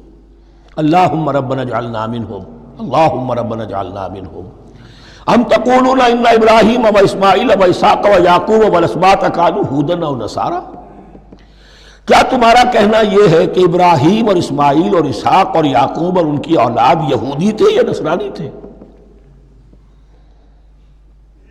تم جو کہتے ہو کہ یا یہودی ہو جاؤ یا نصرانی تب ہدایت پاؤ گے، تو ابراہیم یہودی تھے یا نصرانی؟ اور اسحاق اور یعقوب اور یوسف اور موسیٰ اور عیسیٰ یہ کون تھے؟ یہی بات آج مسلمانوں کو سوچنی چاہیے۔ محمد الرسول اللہ اور ان کے اصحاب دیوبندی تھے یا بریلوی تھے یا اہل حدیث تھے یا شیعہ تھے یا سنی تھے؟ ان تقسیموں سے اوپر ہونے کی ضرورت ہے۔ اللہ کے ساتھ اخلاص کا تقاضا یہ ہے، ٹھیک ہے ایک فقہی مسلک کے اعتبار سے ایک شخص کسی مسلک کی پیروی کر رہا ہے، لیکن اپنے آپ کو اس سے آئیڈینٹیفائی کرانا اور اس مسلک کو مقدم رکھنا دین پر، اور اس مسلک ہی کے لیے محنت اور مشقت اور بھاگ دوڑ تبلیغ ہو رہی ہے اسی کی، یہ چیز بالکل اس اصل حقیقت کے خلاف ہے کہ جو اللہ کے دین نے ہمیں سکھائی۔ ام تقولون ان ابراہیم و اسماعیل و اسحاق و یعقوب والاسباط کانوا ھودا او نصارا قل انتم اعلم ام اللہ، کہیے ان سے کہ تم زیادہ جانتے ہو یا اللہ زیادہ جانتا ہے۔ ومن اظلم ممن کتم شہادۃ عنده من اللہ، کان کھول کر سن لو، اس سے بڑھ کر ظالم کون ہوگا جس نے اللہ کی ایک گواہی جو اس کے پاس تھی اسے چھپا لیا۔ تمہارے پاس گواہیاں ہیں، علماء یہود جانتے تھے یہ اللہ کے رسول ہیں جن کے ہم منتظر تھے، اس گواہی کو چھپائے بیٹھے۔ ومن اظلم ممن کتم شہادۃ عنده من اللہ وما اللہ بغافل عما تعملون، اور اللہ ہرگز غافل نہیں ہے کہ اس سے جو تم کر رہے ہو۔ تلک امۃ قد خلت، یہ گروہ مقدس جماعت تھی یہ جس کے یہ گلے سرسبد تھے، یہ گزر گئے۔ لہا ما کسبت ولکم ما کسبتم، جو کمائی انہوں نے کی، جو عمل انہوں نے کمائے وہ ان کے لیے، تمہارے لیے نہیں۔ تمہارے لیے وہ ہوگا جو تم کماؤ گے۔ ولا تسألون عما كانوا يعملون، اور تم سے ان کے عمل کے بارے میں نہیں پوچھا جائے گا کہ انہوں نے کیا کیا، تم سے سوال یہ ہوگا کہ تم نے کیا کیا۔ بارک اللہ لی ولکم فی القرآن العظیم ونفعنی وإیاکم بالآیات والذکر الحکیم۔ صلی علی رسولہ الکریم۔ اما بعد فاعوذ باللہ من الشیطان الرجیم، بسم اللہ الرحمن الرحیم۔ سیقول السفہاء من الناس ما واللہم عن قبلتہم التی کانوا علیہا قل للہ المشرق والمغرب یہدی من یشاء الی صراط مستقیم۔ صدق اللہ العظیم۔ اب یہ تحویل قبلہ کا مضمون براہ راست آ رہا ہے، اس کے لیے تمہیدی 2 رکوع ہم پڑھ چکے ہیں۔ حضرت ابراہیم کا تذکرہ جو معمار ہیں بیت اللہ کے، ابو الانبیاء ہیں، امام الناس ہیں، انہی کی ایک نسل بنی اسرائیل ہے، انہی کی ایک نسل بنی اسماعیل ہے۔ ان کا دین کیا تھا، اس کی بنیاد کیا تھی، انہوں نے اور خود ان کے پوتے حضرت یعقوب نے اپنی اولاد کو کس بات کی وصیت کی تھی، اب وہ اولاد مختلف پگڈنڈیوں پر چل کر کہاں کہاں پہنچ چکی ہے، یہ سارا پس منظر ہے اصل میں اس تحویل قبلہ کے لیے۔ اور تحویل قبلہ پر اب پورے 2 رکوع آ رہے ہیں۔ اس سے بسا اوقات یہ خیال پیدا ہوتا ہے، میرے ذہن میں بھی کبھی ہوتا تھا کہ یہ ایسی بڑی بات کیا تھی جس کے لیے قرآن مجید نے اتنے شد و مد کے ساتھ اور اس قدر تفصیل کے ساتھ بلکہ تکرار کے ساتھ بات کی۔ تو اصل میں اس کو یوں سمجھیے کہ ایک خاص مذہبی ذہنیت ہوتی ہے، اور وہ مذہبی ذہنیت یہ ہوتی ہے کہ اعمال کے ظاہر پر ان کی توجہ زیادہ مرکوز ہو جاتی ہے، اعمال کی جو روح ہے زیادہ اس کی طرف توجہ نہیں ہوتی۔ عوام الناس کا معاملہ یہی ہو جاتا ہے، ظواہر پر، رسومات پر، جو ظاہری شکلیں ہیں ان کی اہمیت، جو اصل دین ہے، روح دین ہے، جو مقاصد دین ہیں، ان کی طرف توجہ نہیں ہوتی۔ نتیجہ یہ ہوتا ہے کہ ظاہر میں ذرا سا فرق انہیں بہت محسوس ہوتا ہے، ذرا سا فرق ہو گیا، کسی نے رفع یدین کر لیا، قیامت آ گئی، معلوم ہوا یہ کوئی اور ہی آ گیا ہماری مسجد میں، یہ کون ہے؟ کسی نے آمین ذرا اونچا کہہ دیا، پھر قیامت آ گئی۔ یہ ساری چیزیں جو یہ خاص ایک ذہنیت ہوتی ہے، اس ذہنیت کے پس منظر میں یہ مسئلہ چھوٹا نہیں تھا۔ ایک تو یہ کہ جو قبائلی اور قومی پس منظر تھا اس کے حوالے سے سمجھیے، مکے میں جو لوگ ایمان لائے ظاہر بات ہے ان سب کو عقیدت تھی خانہ کعبہ کے ساتھ، خود حضور کو تھی۔ آپ روتے ہوئے نکلے ہیں اور آپ نے یہ فرمایا تھا کہ اے کعبہ مجھے تجھ سے بڑی محبت ہے، لیکن تیرے یہاں کے رہنے والے مجھے یہاں رہنے نہیں دیتے۔ پھر یہ کہ وہ جو عقیدت اور محبت تھی وہ تمام ان مسلمانوں کے دلوں میں بھی تھی۔ مدینے میں آ کر آپ نے رخ بدل دیا۔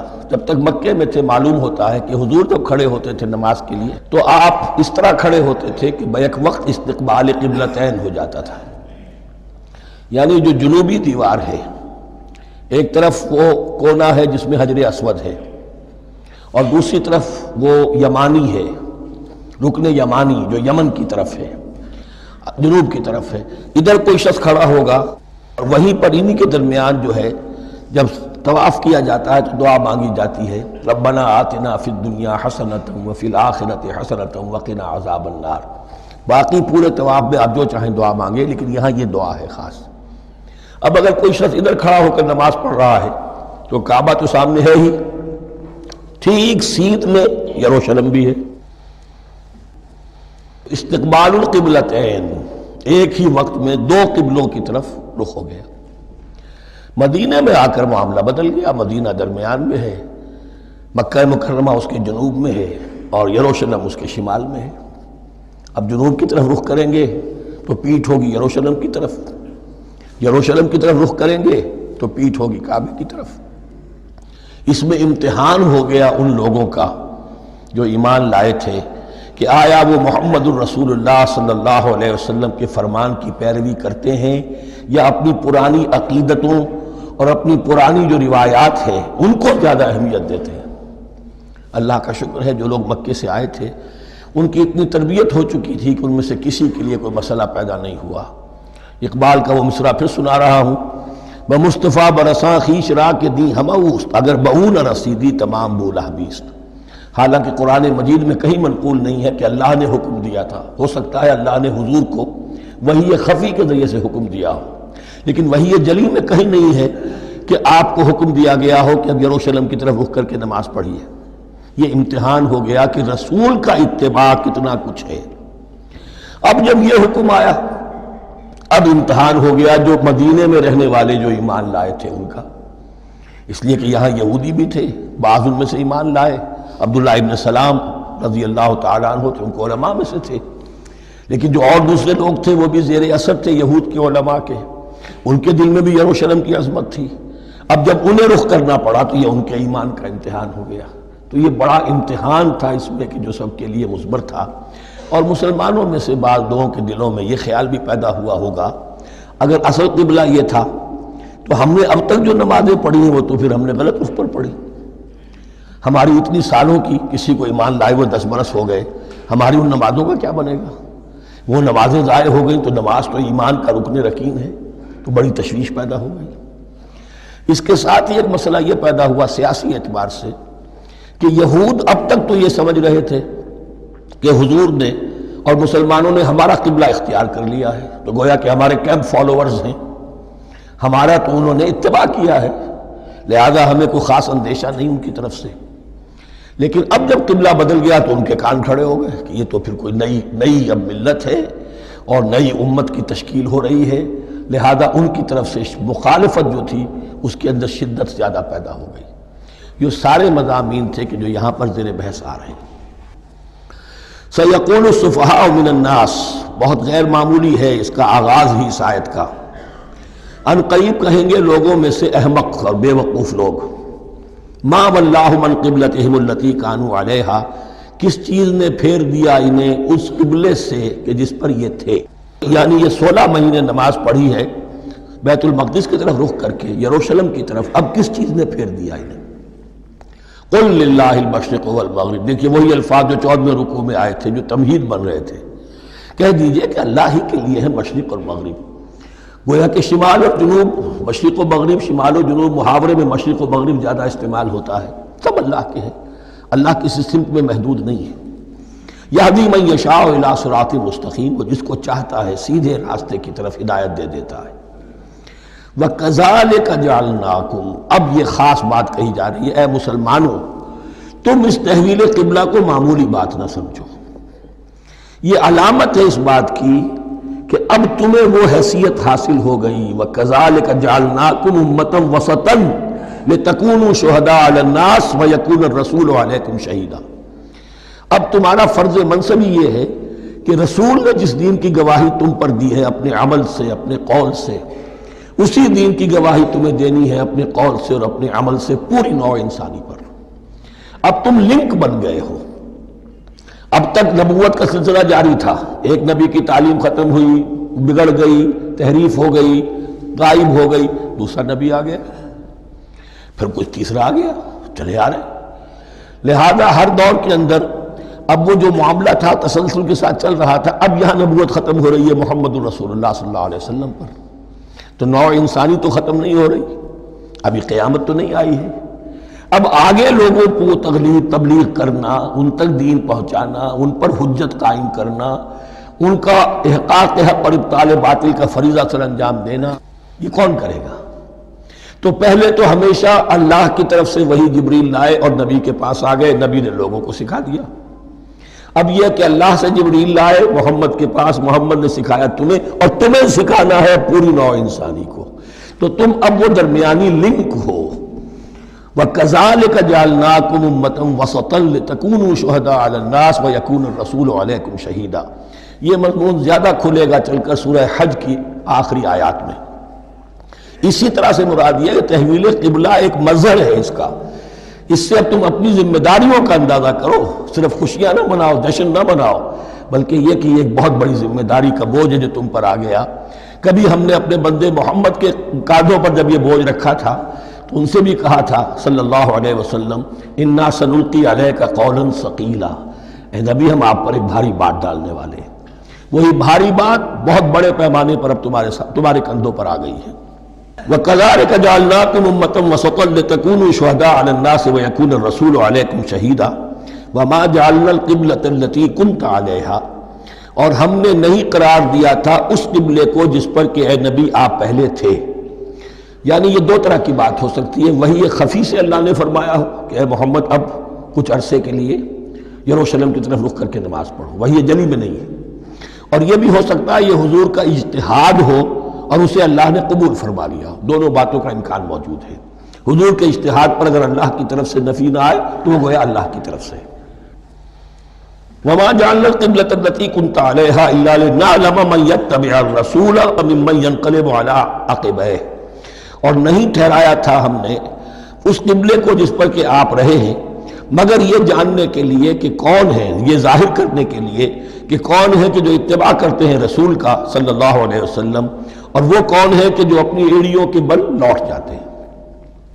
یعنی مدینے میں آ کر اگر کوئی مکے کا مسلمان کہتا صاحب یہ قبلہ مجھے قبول نہیں ہے، وہ واپس ہو جاتا. ایسا ہوا نہیں. اور اب جب مکے کی طرف رخ ہو گیا ہے تو کوئی انصار میں سے، کوئی مدینے میں جو ایمان لائے ان میں سے کسی نے کہا کہ ٹھیک ہے جی ہمارا قبلہ وہ تھا، اب آپ نے اپنا قبلہ بدل دیا، آپ کا راستہ اور ہمارا راستہ اور. نہیں، وہ تمام کے تمام مسلمان ان آزمائشوں میں کامیاب ہوئے. وَإِن كَانَتْ لَكَبِيرَةً إِلَّا عَلَى الَّذِينَ هَدَى اللَّهُ، اور واقعہ یہ ہے یقیناً یہ بہت بڑی بات تھی. اس طرح قبلے کے اندر تبدیلی قبول کر لینا آسان بات نہیں ہوتی، بڑا حساس مسئلہ ہوتا ہے، مگر ان کے لیے کہ جن کو اللہ نے ہدایت دی. وَمَا كَانَ اللَّهُ لِيُضِيعَ إِيمَانَكُمْ، اور اللہ ہرگز تمہارے ایمان کو ضائع کرنے والا نہیں ہے. ایمان سے یہاں مراد نماز جو ہے الصلاۃ عماد الدین. وہ جو تشویش ہو گئی تھی کہ ہماری ان نمازوں کا کیا بنے گا جو ہم نے 16 مہینے پڑھی ہیں بیت المقدس کی طرف رخ کر کے. وَمَا كَانَ اللَّهُ لِيُضِيعَ إِيمَانَكُمْ، اس وقت وہ حکم تھا رسول کا، وہ اللہ کے ہاں مقبول ہے.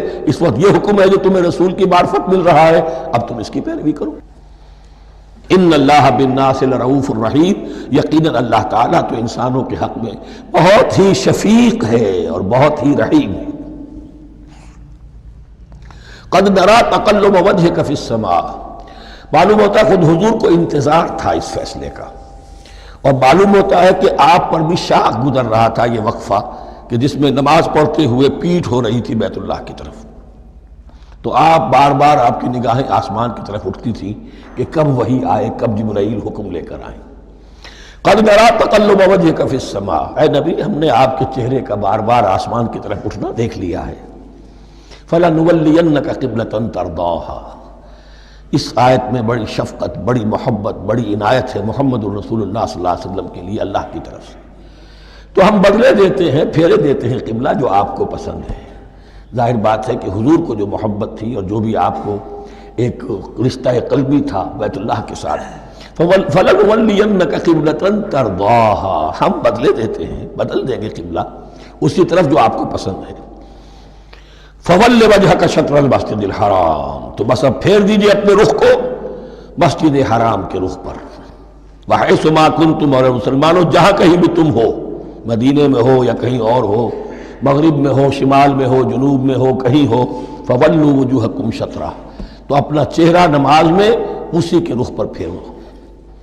وَإِنَّ الَّذِينَ أُوتُوا الْكِتَابَ لَيَعْلَمُونَ أَنَّهُ الْحَقُّ مِنْ رَبِّهِمْ، اور جن لوگوں کو کتاب دی گئی تھی وہ جانتے ہیں کہ یہ حق ہے ان کے پروردگار کی طرف سے۔ تورات میں بھی یہ مذکور تھا کہ اصل قبلہ ابراہیمی وہی تھا، اس لیے کہ یروشلم تو تعمیر کیا ہے حضرت ابراہیم سے کوئی 1000 سال کے بعد حضرت سلیمان نے۔ یہ جو بھی ہیکل سلیمانی ہے کم سے کم 1000 برس کا فصل ہے حضرت ابراہیم میں حضرت سلیمان میں۔ تو حضرت ابراہیم کا قبلہ کون سا تھا؟ تو وہ بھی مولانا امین احسن اصلاحی صاحب نے اردو میں ترجمہ کیا ہے مولانا حمید الدین فراہی کی کتاب کا، اور وہ بہت اہم ہے اس موضوع کو سمجھنے کے لیے۔ بہت سے مسلمان مفسرین نے بھی اس میں ٹھوکر کھائی ہے۔ ان الذین اوتوا الکتاب لیعلمون انہ الحق من ربہم وما اللہ بغافل عما یعملون، اور اللہ غافل نہیں ہے اس سے کہ جو وہ کر رہے ہیں۔ ولئن اتیت الذین اوتوا الکتاب بکل آیۃ ما تبعوا قبلتک، اے نبی آپ ان اہل کتاب کو اگر تمام دلائل بھی دے دیں گے، تمام نشانیاں بھی دکھا دیں گے، تب بھی یہ آپ کے قبلے کی پیروی نہیں کریں گے۔ وما انت بتابع قبلتہم، اور نہ ہی اب آپ پیروی کرنے والے ہیں ان کے قبلے کی۔ یہ تو لکم دینکم ولی دین والا معاملہ ہو گیا۔ وما بعضهم بتابع قبلۃ بعض، حد یہ ہے کہ یہ خود جو ہے آپس میں ایک دوسرے کے قبلے کی پیروی نہیں کرتے۔ یعنی نصارہ اور یہود اگرچہ یروشلم سب کا قبلہ ہے، لیکن عین یروشلم میں جا کر جو یہودی ہیں وہ مغربی گوشے کو اختیار کرتے تھے، مغرب کی طرف رخ کرتے تھے ہیکل سلیمانی میں، اور جو نصارہ ہے وہ مشرق کی طرف۔ اس لیے کہ حضرت مریم سلام علیہا نے جو اعتکاف کیا تھا مکاناً شرقیہ، وہ جو مکان تھا ان کا جہاں اعتکاف تھا، جہاں فرشتہ ان کے پاس آیا ہے، وہ ہیکل کے کسی شرقی گوشے میں تھا۔ تو انہوں نے عیسائیوں نے اسی کو اپنا شرقی گوشے کو قبلہ بنا لیا۔ وَلَئِنِ اتَّبَعْتَ أَهْوَاءَهُمْ، اور اے نبی اگر بالفرض آپ نے ان کی خواہشات کی پیروی کی، من بعد ما جاءك من العلم، اس کے بعد کہ آپ کے پاس العلم صحیح علم آ چکا ہے، إِنَّكَ إِذًا لَّمِنَ الظَّالِمِينَ، تو آپ بھی پھر ظلم کرنے والوں میں سے ہو جائیں گے، معاذ اللہ۔ الَّذِينَ آتَيْنَاهُمُ الْكِتَابَ يَعْرِفُونَهُ كَمَا يَعْرِفُونَ أَبْنَاءَهُمْ، جن لوگوں کو ہم نے کتاب دی یعنی تورات اور انجیل کے جو صحیح ماننے والے ہیں، یہ نقطہ یہاں نوٹ کر لیجئے، تورات اور انجیل کے ماننے والوں میں سے غلط کاروں کے لیے مجہول کا صیغہ آتا ہے، اوتوا الکتابہ، جنہیں کتاب دی گئی تھی، اور جو ان میں سے ٹھیک تھے، صحیح رخ پر تھے، ان کے لیے معروف کا صیغہ ہوتا ہے جنہیں کتاب ہم نے دی تھی۔ یہ انداز جو ہے معروف اور مجہول کا، یہ آپ دیکھیں گے کہ فرق ہوگا۔ جہاں ان کی کسی غلط بات کا تذکرہ ہوگا الذین اوتوا الکتاب، اور جہاں اچھی بات کا تو وہاں یہ کہ جو آتیناہم الکتاب، الذین آتیناہم الکتاب یعرفونہ کما یعرفون ابناءہم، وہ ایسے ہی پہچانتے ہیں اس کو۔ ہو کی ضمیر قبلے کی طرف بھی ہے، اور ہو کی ضمیر محمد الرسول اللہ کی طرف بھی ہے، ہو کی ضمیر قرآن کی طرف بھی ہے۔ ایسے پہچانتے ہیں جیسے اپنے بیٹوں کو۔ وَإِنَّ فَرِيقًا مِّنْهُمْ، اور یقیناً ان میں سے ایک گروہ وہ ہے لَيَكْتُمُونَ الْحَقَّ وَهُمْ يَعْلَمُونَ، جو جانتے بوجھتے حق کو چھپاتے ہیں۔ الحق من ربک، یہ حق ہے آپ کے رب کی طرف سے۔ فلا تکونن من الممترین، تو آپ ہرگز نہ بنے شک کرنے والوں میں۔ یہ حضور سے خطاب ہو رہا ہے، اور حضور کی وساطت سے اصل میں ہر مسلمان سے خطاب ہو رہا ہے۔ یہ بات ان سے کہی جا رہی ہے کہ اس میں کوئی شک اپنے پاس مت آنے دو، یہ تو حق ہے تمہارے پروردگار کی طرف سے۔ وَلِكُلٍّ وِجْهَةٌ هُوَ مُوَلِّيهَا، ہر ایک کے لیے ہم نے ایک رخ معین کر دیا جس کی طرف کہ وہ رخ کرتا ہے۔ فَاسْتَبِقُوا الْخَيْرَاتِ، تو مسلمانوں تمہارے لیے ایک رخ تو ہم نے معین کر دیا بیت اللہ کا۔ ایک باطنی رخ کیا ہے؟ نیکیوں میں ایک دوسرے سے آگے بڑھنے کی کوشش کرو۔ ایک ہے ظاہر، نماز کا ظاہر ہے، آپ نے قبلے کی طرف رخ کر لیا ہے، آپ نے وضو کیا ہے، ایک نماز کا باطن ہے، خشوع ہے، خضوع ہے، حضور قلب حاصل ہے، رقت ہے، معلوم ہے کس کے سامنے حاضری ہے۔ اسی طریقے سے قبلہ ایک تو یہ ہے جو کہ کعبہ ہے، بیت اللہ ہے، ایک یہ فاستبقوا الخیرات، تم ہر نیکی کے اندر ایک دوسرے سے آگے بڑھنے کی کوشش کرو۔ اینما تکونوا یأتی بکم اللہ جمیعا، جہاں کہیں بھی ہوگے اللہ تم سب کو لے آئے گا، جمع کر دے گا۔ ان اللہ علی کل شیء قدیر، یقینا اللہ تعالی ہر چیز پر قادر ہے۔ ومن حیث خرجت فول وجهک شطر المسجد الحرام، اور جدھر سے بھی آپ کا نکلنا ہو، کہیں سفر کریں، کہیں بھی جائیں، تو آپ اپنا رخ پھیر دیجئے مسجد حرام کی طرف۔ وَإِنَّهُ لَلْحَقُّ مِن رَبِّكَ، اور یہ یقیناً حق ہے آپ کے رب کی طرف سے۔ وَمَا اللَّهُ بِغَافِلٍ عَمَّا تَعْمَلُونَ، اور اللہ غافل نہیں اس سے کہ جو تم کر رہے ہو۔ یہاں بظاہر جو ہے کلام حضور سے ہے، اصل میں مسلمانوں سے خطاب ہے بواسطہ محمد صلی اللہ علیہ وسلم۔ وَمِنْ حَيْثُ خَرَجْتَ فَوَلِّ وَجْهَكَ شَطْرَ الْمَسْجِدِ الْحَرَامِ وَحَيْثُ مَا كُنْتُمْ فَوَلُّوا وُجُوهَكُمْ شَطْرَهُ، اور دیکھو جہاں بھی تم نکلو اپنا رخ کرو مسجد حرام کی طرف۔ امریکہ میں جاؤ تب بھی رخ ہوگا مسجد حرام کی طرف، روس میں جاؤ رخ تمہارا ہوگا مسجد حرام کی طرف۔ وَحَيْثُ مَا كُنْتُمْ، اور اے مسلمانوں جہاں کہیں بھی تم ہو، فَوَلُّوا وُجُوهَكُمْ شَطْرَهُ، تو اپنے چہروں کو پھیر دو اسی کے رخ پر۔ لِأَلَّا يَكُونَ لِلنَّاسِ عَلَيْكُمْ حُجَّةٌ، تاکہ نہ رہے لوگوں کے پاس تمہارے خلاف کوئی دلیل۔ اب اس بات کو سمجھ لیجئے کہ چونکہ تورات میں لکھا ہوا تھا کہ نبی آخر الزمان کا قبلہ کعبہ ہوگا، اگر حضور یہ قبلہ اختیار نہ کرتے تو علماء یہود حجت قائم کرتے مسلمانوں پر کہ دیکھو تورات میں تو یہ لکھا ہے اور انہوں نے وہ اختیار نہیں کیا۔ تو یہ گویا کہ ان کے اوپر اتمام حجت بھی ہو رہا ہے اور قطع عذر بھی ہو رہا ہے، ان کی حجت کی جڑ بھی کٹ رہی ہے۔ الا الذین ظلموا منہم، سوائے ان میں سے ان کے جو ظالم ہیں، اعتراض کرنے کے لیے لاکھ انہوں نے پھر بھی ہیلے بہانے بنائی لینے ہیں۔ فلا تخشوہم، تو اے مسلمانوں ان سے نہ ڈرو، واخشونی، مجھ سے ڈرو۔ وَلِأُتِمَّ نِعْمَتِي عَلَيْكُمْ، اور یہ جو تحویل قبلہ ہوئی ہے اور محمد الرسول اللہ صلی اللہ علیہ وسلم کی بعثت کی بنیاد پر ایک نئی امت کو شکل دی جا رہی ہے اور اسے اب امامت الناس سے سرفراز کیا جا رہا ہے، وراثت ابراہیمی اب اسے منتقل ہو گئی ہے۔ یہ اس لیے ہے وَلِأُتِمَّ نِعْمَتِي عَلَيْكُمْ، اپنی نعمت میں تم پر اس کا اتمام فرما دوں، مکمل کر دوں، وَلَعَلَّكُمْ تَهْتَدُونَ، اور تاکہ تم ہدایت یافتہ بن جاؤ۔ کما ارسلنا فیکم رسولا، جیسے کہ ہم نے بھیج دیا ہے تم میں ایک رسول۔ اب یہ دعا ابراہیم و اسماعیل یاد کر لیجئے، ربنا وبعث فیہم رسولا منہم یتلو علیہم آیاتک ویعلمہم الکتاب والحکمت ویزکیہم۔ اب گویا کہ وہاں تو دعا تھی اور یہ 3000 سال کے بعد اس دعا کا ظہور ہو رہا ہے بعثت محمدی کی شکل میں۔ کما ارسلنا فیکم رسولا منکم، جیسے کہ ہم نے بھیج دیا ہے تم میں رسول اپنا، تم ہی میں سے، یتلو علیکم آیاتنا، وہ تلاوت کرتا ہے تم پر ہماری آیات، ویزکیکم، تمہیں پاک کرتا ہے، تزکیہ کرتا ہے تمہارا، ویعلمکم الکتاب والحکمہ، اور تمہیں تعلیم دیتا ہے کتاب و حکمت کی، ویعلمکم ما لم تکونوا تعلمون، اور تمہیں تعلیم دے رہا ہے ان چیزوں کی جو تمہیں معلوم نہیں تھی۔ یہاں ایک نقطہ بڑا اہم ہے، حضرت ابراہیم اور اسماعیل کی دعا میں جو ترتیب تھی یہاں اللہ نے اس کو بدل دیا ہے۔ وہاں کیا تھا؟ تلاوت آیات، تعلیم کتاب و حکمت، پھر تزکیہ۔ یہاں کیا ہے؟ تلاوت آیات، پھر تزکیہ، پھر تعلیم کتاب و حکمت۔ اب ظاہر بات ہے کہ حضرت ابراہیم اور حضرت اسماعیل نے جو بات کہی وہ بھی غلط تو نہیں ہو سکتی، لیکن ہم یہ کہہ سکتے ہیں کہ اس کی امپرووڈ فارم یہ ہے جو اللہ تعالیٰ کی طرف سے دی گئی، اس لیے کہ تزکیہ مقدم ہے۔ اگر نیت صحیح نہیں ہے تو تعلیم کتاب و حکمت مفید نہیں ہوگی بلکہ گمراہی میں اضافہ ہوگا۔ نیت کج ہے تو گمراہی بڑھتی چلی جائے گی، اور تزکیہ کا حاصل کیا ہے؟ نیت درست ہو جائے، اخلاص، نحن لہ مخلصون۔ اگر یہ نہیں ہے تو جتنا پڑھو گے، جتنے بڑے عالم ہوگے، شیطان بھی بن سکتے ہو۔ بڑے بڑے فتنے عالموں نے اٹھائے ہیں۔ یہ جو دین اکبری تھا یا دین الہی تھا، اکبر کے تو باپ دادا کو کبھی خیال نہیں آ سکتا تھا اس کا۔ یہ پٹی پڑھانے والے کون تھے؟ ابو الفضل اور فیضی جیسے علماء، بہت بڑے علماء۔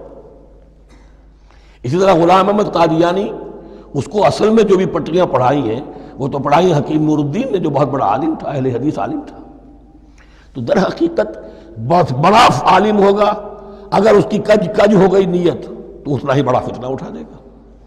اس پہلو سے تزکیہ مقدم ہے، اور اس کا ثبوت یہ ہے، یہی مضمون سورہ آل عمران میں آیا، یہی مضمون پھر سورہ جمعہ میں آئے گا، وہاں بھی ترتیب یہی ہے، تینوں جگہ پر اللہ کی طرف سے ترتیب یہی ہے، یتلو علیکم آیاتنا ویزکیکم، تمہیں ہماری آیات پڑھ کر سنا رہا ہے اور تمہارا تزکیہ کرتا ہے، وَيُعَلِّمُكُمُ الْكِتَابَ وَالْحِکْمَةَ، اور اس تزکیے کے بعد پھر تعلیم کتاب و حکمت، وَيُعَلِّمُكُم مَّا لَمْ تَكُونُوا تَعْلَمُونَ، اور تمہیں سکھا رہا ہے جو کچھ علم تمہیں حاصل نہیں تھا۔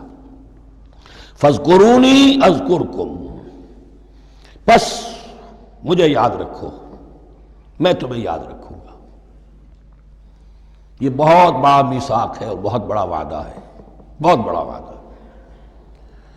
اور یہاں تک حدیث میں پھر اس کی شرح آئی ہے، میرا بندہ اگر مجھے اپنے دل میں یاد کرتا ہے میں بھی اسے اپنے جی میں یاد کرتا ہوں، اور میرا بندہ اگر میرا ذکر کسی محفل میں کرتا ہے تو میں اس سے بہت اعلیٰ محفل میں اس کا ذکر کرتا ہوں۔ اس کی محفل تو بہت بلند و بالا ہے، ملائے اعلیٰ کی محفل ہے، فرشتے ملائکہ مقربین کی محفل ہے، خدا خود میر محفل بود اندر لامکا خسرو، محمد شمع محفل بود شب جائے کہ من بودم۔ اب خسرو کس عالم میں تھے جب یہ شعر کہہ گئے ہیں، تو بہرحال ہے تو صحیح، ایک محفل تو ہے، میں اس سے بڑی بہتر محفل میں ان کا تذکرہ کرتا ہوں۔ فاذکرونی اذکرکم واشکروا لی ولا تکفرون، اور میرا شکر کرو، میری نعمتوں کا ادراک کرو، اس کا شعور حاصل کرو، اس پر زبان سے بھی شکر ادا کرو، اپنے عمل سے بھی، جوارح سے بھی ان نعمتوں کا حق ادا کرو۔ یہاں وہ 18 رکوع ختم ہو گئے، نصف اول اس سورہ مبارکہ کا مکمل ہو گیا۔ اب آگے سے خطاب ہے، یا ایھا الذین آمنوا، ایک نئی امت آ گئی، چارٹر اس کا آ گیا۔ کیوں بنایا گیا تمہیں؟ لتکونوا شہداء علی الناس ویکون الرسول علیکم شہیدا، تم اب لنک ہو ہمیشہ ہمیشہ کے لیے محمد اور پوری نوع انسانی کے درمیان۔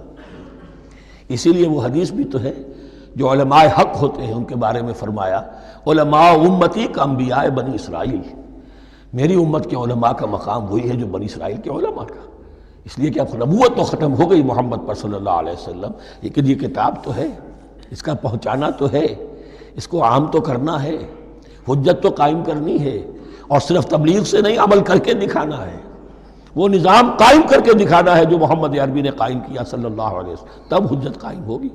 اس کے لیے تمہیں قربانیاں دینی ہوں گی، مشکلیں جھیلنی ہوں گی، جان و مال کا نقصان برداشت کرنا ہوگا، آرام سے گھر بیٹھے ٹھنڈے پیٹوں کفر جگہ نہیں چھوڑ دے گا اور حق نہیں آ جائے گا۔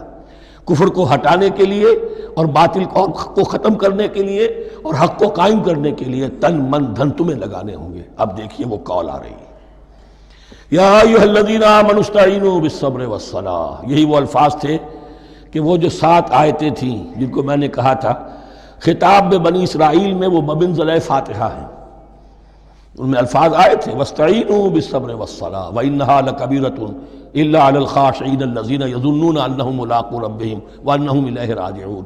اب وہی خطاب یہاں ہو رہا ہے، یا ایھا الذین آمنوا استعینوا بالصبر والصلاۃ، یہ میں بیان وہاں کر چکا ہوں، ان اللہ مع الصابرین، جان لو کہ اللہ صبر کرنے والوں کے ساتھ ہے۔ اس بیعت سے کیا مراد ہے؟ ایک بات تو متفق علیہ ہے، اللہ کی مدد، اللہ کی تائید، اللہ کی نصرت ان کے شامل حال ہے۔ باقی یہ کہ اللہ تعالیٰ جہاں کہیں بھی ہم ہیں ہمارے ساتھ ہے، کس طرح ہے یہ ہم نہیں جانتے، لیکن یہ فرمایا اس نے کہ میں تو تمہاری دگے جان سے بھی زیادہ قریب ہوں۔ وَلَا تَقُولُوا لِمَنْ يُقْتَلُ فِي سَبِيلِ اللَّهِ أَمْوَاتٌ، اب پہلے ہی قدم پر قتل کی بات آ گئی۔ شرط اول قدم این است کہ مجنوں باشی، پہلا قدم یہ ہے جانے دینے کے لیے تیار ہو جاؤ۔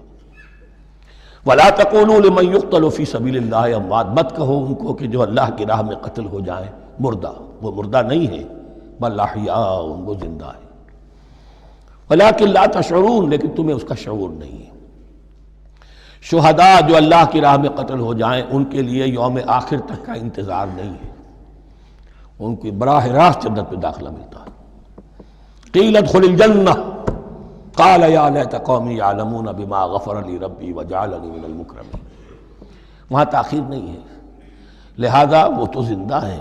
یہی مضمون پھر آئے گا سورہ آل عمران میں اور زیادہ نکھر کر، وَلَنَبْلُوَنَّكُمْ بِشَيْءٍ مِّنَ الْخَوْفِ وَالْجُوعِ، اب یہ ہے کہ پہلے سے دکھا دیا، اللہ تعالیٰ دھوکہ نہیں دینا چاہتا۔ دیکھ لو جس راہ میں قدم رکھا ہے، اب آزمائشیں آئیں گی، تکلیفیں آئیں گی، رشتہ دار ناراض ہوں گے، بیوی شوہر سے لڑے گی، شوہر بیوی سے لڑے گا، اولاد والدین سے جدا ہوگی، یہ سب کچھ ہوگا، فساد ہوگا، فتور ہوگا، تصادم ہوگا، جان و مال کا نقصان ہوگا۔ وَلَنَبْلُوَنَّكُمْ، ہم لازماً آزمائیں گے تمہیں بِشَيْءٍ مِّنَ الْخَوْفِ، خوف کی کیفیت سے، وَالْجُوعِ، بھوک، فاقے، کیسے کیسے فاقے آئے ہیں، کیا ہوا ہے غزوہ احزاب میں، کیا ہوا ہے جو اس سے بعد جو جیش العسرہ ہے، تبوک کی جنگ ہے، وَنَقْصٍ مِّنَ الْأَمْوَالِ وَالْأَنفُسِ وَالثَّمَرَاتِ، اور نقصانات ہوں گے، مالی بھی، جانی بھی، اور ثمرات۔ اب ثمرات یہاں دو معنی دے رہا ہے، چونکہ مدینے والوں کی جو تھی اصل جو ان کی معیشت تھی وہ زرعی تھی، پھل، خاص طور پر کھجور، یہ ان کی پیداوار تھی، جسے آج کل آپ کہتے ہیں کیش کراپ جو ہے ان کی، وہ یہ تھی۔ اب ایسا بھی ہوگا کہ فصل تیار کھڑی ہے، اگر اسے اتارا نہ کھجور سے تو ضائع ہو جائے گی، اور ادھر سے تبوک کا حکم آ گیا، نکلو اللہ کی راہ، یہ ساری فصل ضائع ہو جائے گی۔ امتحان ہو گیا کہ نہیں؟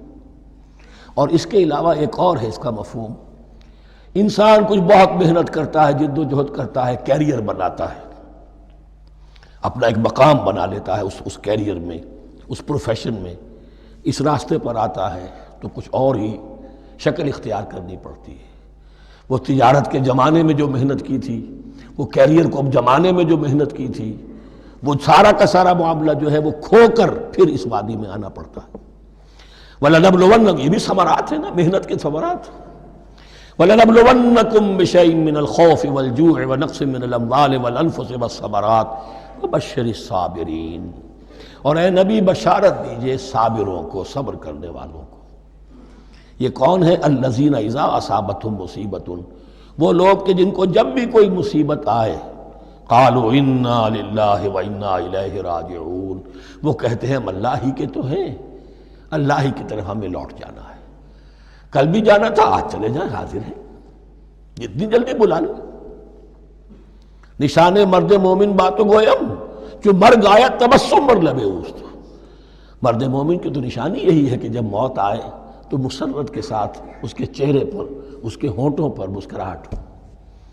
یہ ایمان جو میں نے کہا تھا، لٹمس ٹیسٹ یہ ہے کہ بندہ مومن اس دنیا میں زیادہ رہنے کی خواہش نہیں کر سکتا۔ لائف از اے لائبلٹی، جو لمحہ آ رہا ہے اس کا حساب دینا ہوگا، تو جتنی عمر بڑھ رہی ہے حساب بڑھ رہا ہے۔ It's not an asset, it's a liability. اور الدنیا سجن المومن و جنت الکافر، یہ تو مومن کے لیے ایک قید خانہ ہے، ہاں کافروں کی جنت ہے۔ وَبَشِّرِ الصَّابِرِينَ الَّذِينَ إِذَا أَصَابَتْهُمْ مُصِيبَةٌ قَالُوا إِنَّا لِلَّهِ وَإِنَّا إِلَيْهِ رَاجِعُونَ أُولَٰئِكَ عَلَيْهِمْ صَلَوَاتٌ مِّن رَّبِّهِمْ وَرَحْمَةٌ، یہ ہیں وہ لوگ کہ جن پر ہر وقت اللہ کی عنایتوں کا نزول ہوتا رہتا ہے اور رحمت کی بارش ہوتی رہتی ہے۔ وَأُولَٰئِكَ هُمُ الْمُهْتَدُونَ، اور یہی لوگ ہیں ہدایت یافتہ، جنہوں نے واقعتاً ہدایت کو اختیار کیا ہے۔ اور جو ایسے مرحلے پر ٹھٹک کر کھڑے رہ جائیں، پیچھے رہ جائیں، پیچھے بیٹھ جائیں، پیٹھ موڑ لیں، وہ گویا کہ ختم ہوا ان کا معاملہ۔ اب چونکہ اس معاملے میں بحث ہو گئی تھی خانہ کعبہ کی بھی، پھر اسی میں مقام ابراہیم کی بات آ گئی تھی، تو کچھ ذہنوں میں سوال پیدا ہوا کہ یہ جو حج کے مناسک میں صفا اور مروہ جو ہے، یہ بھی تو آخر اسی کا تو ان کی کیا حقیقت ہے، کوئی حقیقت ہے یا نہیں؟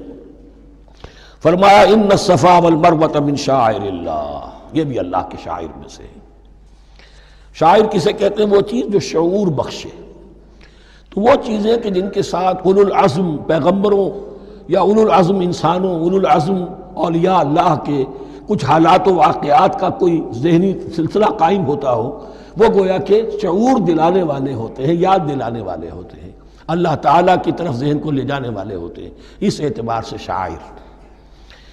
ان الصفا والمروۃ من شعائر اللہ فمن حج البیت او اعتمر فلا جناح علیہ ان یطوف بہما، تو جو کوئی بھی ہمارے گھر کا حج کرے، بیت اللہ کا حج کرے یا عمرہ کرے، اعتمر، فلا جناح علیہ، تو کوئی حرج نہیں ہے اس پر، ان یطوف بہما، کہ ان دونوں کا بھی طواف کرے، وہ جو 7 چکر لگائے جاتے ہیں، ان الصفا والمروہ۔ ومن تطوع خیرا، جو شخص جان بوجھ کر بھلا کام کرتا ہے، فإن اللہ شاکر علیم، تو جان لو اللہ بڑا قدردان ہے۔ اب شکر انسان کرتا ہے تو اس کے معنی کیا ہوں گے؟ احسان مند ہونا۔ وہی شکر اللہ کرتا ہے شکور، اس کے کیا معنی ہوں گے؟ قدردانی۔ میرے بندے نے یہ کام کیا، میرے بندے نے میرے لیے یہ محنت کی، یہ قربانی دی۔ ان اللہ شاکر علیم، اور جانتا ہے، چاہے کسی اور کو پتہ نہ چلے اسے تو معلوم ہے۔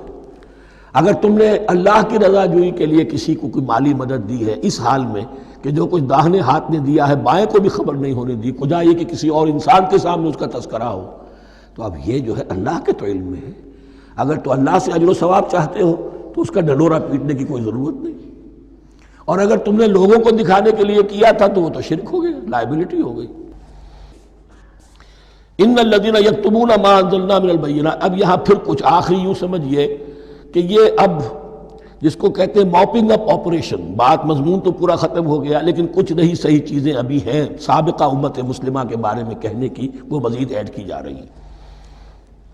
ان الذین یکتمون ما انزلنا من البینات والہدی من بعد ما بیناہ للناس فی الکتاب اولئک یلعنهم اللہ یلعنهم اللاعنون، یقیناً وہ لوگ جو چھپاتے ہیں اس شے کو جو ہم نے نازل کی ہے بینات میں سے اور ہدایت میں سے، اس کے بعد کہ ہم نے ان کو واضح کر دیا ہے لوگوں کے لیے کتاب میں، وہ لوگ ہیں کہ جن پر لعنت کرتا ہے اللہ، اور لعنت کرنے والے ہیں، کرتے ہیں تمام لعنت کرنے والے۔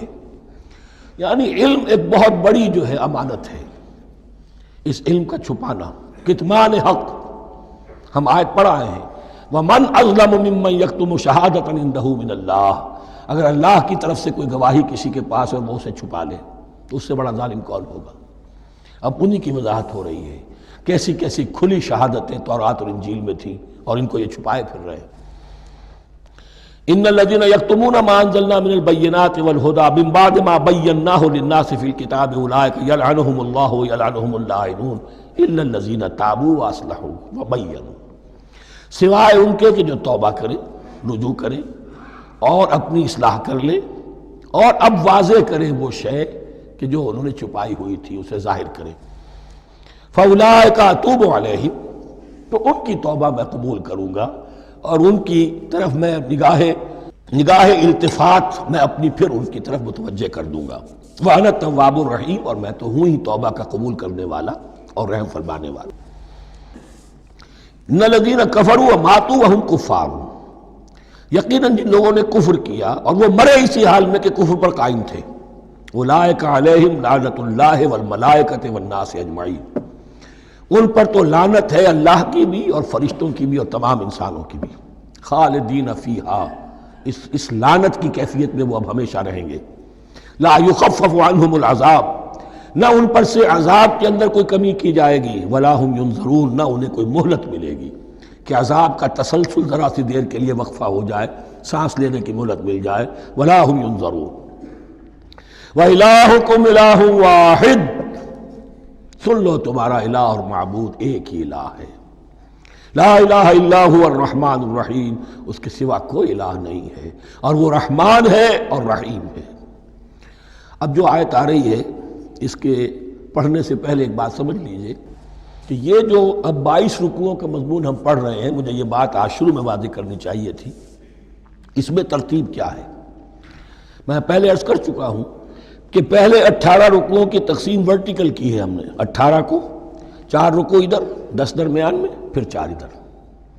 یہاں اب چلے گی ہاریزونٹل تقسیم، افقی تقسیم، اور اس کی بھی شکل کیا ہے کہ 4 مضامین ہیں کہ جو تانے بانے کے ساتھ بنے ہوئے ہیں، یا 4 لڑیاں ہیں مضمون کی کہ جن کو بٹ کر رسی بنا دیا گیا۔ وہ 4 مضامین کیا ہیں؟ مسلمانوں سے خطاب میں ان کے لیے عبادات اور احکام اور شرائع، یہ واجب ہے، یہ کرنا ہے، یہ حلال ہے، یہ حرام ہے، نماز فرض ہے، روزہ فرض ہے، وغیرہ وغیرہ۔ اور 2 لڑیاں جہاد، جہاد بالمال، جہاد بالنفس۔ جہاد بالنفس کی آخری انتہا قتال ہے، جہاں انسان نقد جان ہاتھ پر رکھ کر، ہتھیلی پر رکھ کر میدان میں حاضر ہو جاتا ہے۔ جو جنگ میں گیا اس نے اپنے آپ کو موت کے لیے پیش کر دیا، بچ کر آ جائے تو بونس ہے۔ اس اعتبار سے یہ چار جڑیں ہیں۔ شریعت کو دو حصوں میں تقسیم کیجئے، عبادات اور پھر بقیہ احکام شریعت، معاملات، جن میں خاص طور پر شوہر اور بیوی کا تعلق جو ہے وہ سب سے اہم ہے۔ لہذا اس صورت میں آپ دیکھیں گے تفصیلی احکام آئیں گے آئلی قوانین کے ضمن میں۔ دوسری طرف جہاد بالمال یعنی انفاق، اللہ کی راہ میں خرچ کرنا، اور جہاد بالنفس جس کی آخری منزل قتال۔ اب یہ چاروں لڑیاں اس طرح سے ہیں، فرض کیجئے ایک لال لڑی ہے، ایک پیلی ہے، ایک نیلی ہے، ایک ہری ہے، ان کو بٹ دیا گیا ہے۔ جب ایک طرف سے دیکھیں گے تو کٹا پھٹا نظر آئے گا رنگ، لال نظر آیا، پھر پیلا نظر آیا، پھر نیلا نظر آیا، پھر ہرا، پھر لال، پھر نیلا، پھر پیلا، پھر ہرا۔ تو ایسا معلوم ہوگا جیسے کٹے پھٹے ہیں مضامین۔ لڑیاں کھول دیجئے، معلوم ہوگا ایک لڑی وہ بھی بڑی مسلسل ہے جہاد بالمال کی، ایک لڑی ہے جہاد بالنفس یعنی قتال کی، ایک لڑی ہے جو عبادات کی، ایک لڑی ہے معاملات کی اور شریعت کے احکام کی۔ یہ چاروں لڑیاں، اور یہ تانے بانے کی طرح بنی ہوئی ہیں، لیکن اسی بنتی میں بہت بڑے حسین پھول موجود ہیں۔ طویل آیات اور طویل آیات، عظیم ترین آیات قرآن مجید کی، ان میں سے اب ایک آیت یہاں آ رہی ہے۔ اس کو میں نے عنوان دیا ہے آیت الآیات۔ ان فی خلق السماوات والارض واختلاف اللیل والنہار والفلک التي تجری فی البحر بما ينفع الناس وما انزل الله من السماء من ماء فاحیا به الارض بعد موتها وبث فيها من كل دابة وتصريف الرياح والسحاب المسخر بين السماء والارض لآیات لقوم یعقلون۔ اتنے فینومینا آف نیچر کسی ایک آیت میں جمع نہیں ہے قرآن۔ اللہ تعالیٰ تمام فینومینا آف نیچر کو اپنی آیتیں قرار دیتا ہے، آسمان اور زمین کی تخلیق، رات اور دن کا الٹ پھیر مختلف جگہوں پر، اور یہ جو ستارے ہیں اور یہ جو بھی نباتات ہیں زمین کی، ان میں سے آیتیں ہی آیت۔ لیکن ان آیت الآیات کو جس طرح یہاں ایک آیت میں سمویا ہے، یہ حکمت کا ایک بہت بڑا پھول ہے، بہت بڑا پھول جو ان چار لڑیوں کی بنتی کے اندر آ گیا ہے۔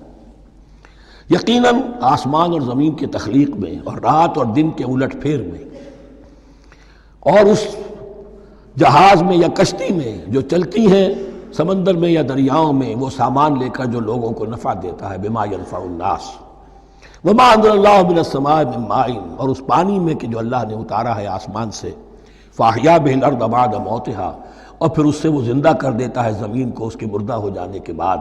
بے آب و گیا زمین پڑی تھی، بارش ہوئی ہے، اسی میں سے روئیدگی آ گئی ہے۔ وبث فیہا من کل دابہ، اور یہ تمام حیوانات اور چرند اور پرند جو اس کے اندر پھیلا دیے گئے ہیں۔ وتصریف الریاح، اور یہ ہواؤں کا چلنا جو ہے، کبھی پروا چل رہی ہے، کبھی پچھمی چل رہی ہے، کبھی مشرق سے آ رہی ہے، کبھی مغرب سے آ رہی ہے، تصریف الریاح ہے۔ والسحاب المسخر بین السماء والارض، اور ان بادلوں میں کہ جو معلق کر دیے گئے آسمان اور زمین کے درمیان، لآیات لقوم یعقلون، ان سب میں آیات ہیں، نشانیاں ہیں ان لوگوں کے لیے جو عقل سے کام لیں۔ ان کو دیکھو اور ان کے خالق کو، مدبر کو پہچانو۔ آیات ہیں، اور ان کے آیات کے پہچاننے کا جو عملی نتیجہ نکلنا چاہیے، اور جس کو عام طور پر لوگ نہیں پہنچ پاتے جس تک، اب اگلی آیت میں اس کا تذکرہ ہے۔ نتیجہ تو نکلنا یہ چاہیے کہ پھر محبوب اللہ ہی ہو، شکر اسی کا ہو، اطاعت اسی کی ہو، عبادت اسی کی ہو۔ جب سورج میں کچھ نہیں، یہ تو اللہ نے اس کو بنایا ہے، یہ حرارت جو ہے اللہ نے دی ہے، چاند میں کچھ نہیں، ہوائیں چلانے والا کوئی وہی تو ہے۔ تو اب کسی شے کے لیے کوئی شکر نہیں، کسی شے کے لیے کوئی عبادت نہیں، کوئی ڈنڈوت نہیں، کوئی سجدہ نہیں، بلکہ صرف اللہ کے لیے، اور وہی مطلوب و مقصود بن جائے، وہی محبوب ہو۔ لا محبوب الا اللہ، لا مقصود الا اللہ، لا مطلوب الا اللہ۔ جن لوگوں کی یہاں تک رسائی نہیں ہو جاتی، وہ لوگ کسی اور شے کو اپنا محبوب و مطلوب بنا کر اس کی پرستی شروع کر دیتے ہیں۔ خدا تک نہیں پہنچے، اپنے نفسی کو معبود بنا لیا، جو یہ کہے کر رہے، معبود تو ہو گیا۔ ارأیت من اتخذ الہہ ہواہ، اپنے قوم کو معبود بنا لیا، قوم کی برتری کے لیے اور قوم کی سربلندی کے لیے جانے بھی دے رہے، وطن کو معبود بنا لیا۔ اس حقیقت کو علامہ اقبال نے سمجھا ہے، اس دور کا سب سے بڑا بت وطن ہے۔ اس دور میں میں اور ہے، جام اور ہے، جم اور، ساقی نے بنا کی روش لطف و ستم اور، تہذیب کے آزر نے ترشوائے صنم اور، مسلم نے بھی تعمیر کیا اپنا حرم اور، ان تازہ خداؤں میں بڑا سب سے وطن ہے، جو پیرہن اس کا ہے وہ مذہب کا کفن ہے۔ نیشنلزم، ٹیریٹوریل، وطنی قومیت، وطن کی جے، یہ معبود بنائے بیٹھے۔ تو اب یہاں سنیے، وَمِنَ النَّاسِ، اور لوگوں میں سے کچھ ایسے بھی ہیں مَن يَتَّخِذُ مِن دُونِ اللَّهِ اندادا، جو اللہ کو چھوڑ کر کچھ اور چیزوں کو اس کا مد مقابل بنا دیتے ہیں۔ وطن کو بنا لیا، قوم کو بنا لیا، ہیومنزم، انسانیت، نوع انسانی، ہم اس کے خدمتگار ہیں، ہم اس کی بہتری کے لیے کام کر رہے ہیں، یہ بھی ایک معبود بن گیا۔ اور سب سے گھٹیا انسان وہ ہے کہ اپنے ہی حسن کا دیوانہ بنا پھرتا ہوں، اپنا ہی نفس ہے، اسی کے گر چکر لگا رہا ہے، وہی حریم ہے اس کا، وہی حرم ہے اس کا، اور وہ طواف کر رہا ہے اپنے نفس کا، تو وہ بھی تو اس کا ایک معبود ہے۔ لوگوں میں سے وہ بھی ہیں کہ جو اللہ کو چھوڑ کر کسی اور چیز کو اس کا مد مقابل بنا دیتے ہیں، یحبونہم کحب اللہ، اور ان سے محبت کرنے لگتے ہیں جیسی کہ اللہ سے کرنی چاہیے۔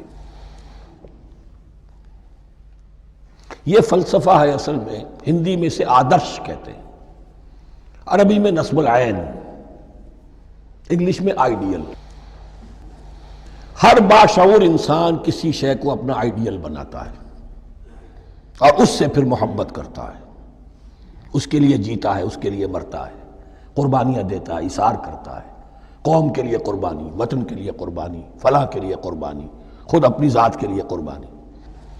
یحبونہ کحب اللہ، یہ سارے کام تو اللہ کے لیے کرنے کے تھے، جیو اللہ کے لیے، مرو اللہ کے لیے، محبت اس سے کرو۔ ان صلاتی و نسکی و محیای و مماتی للہ رب العالمین۔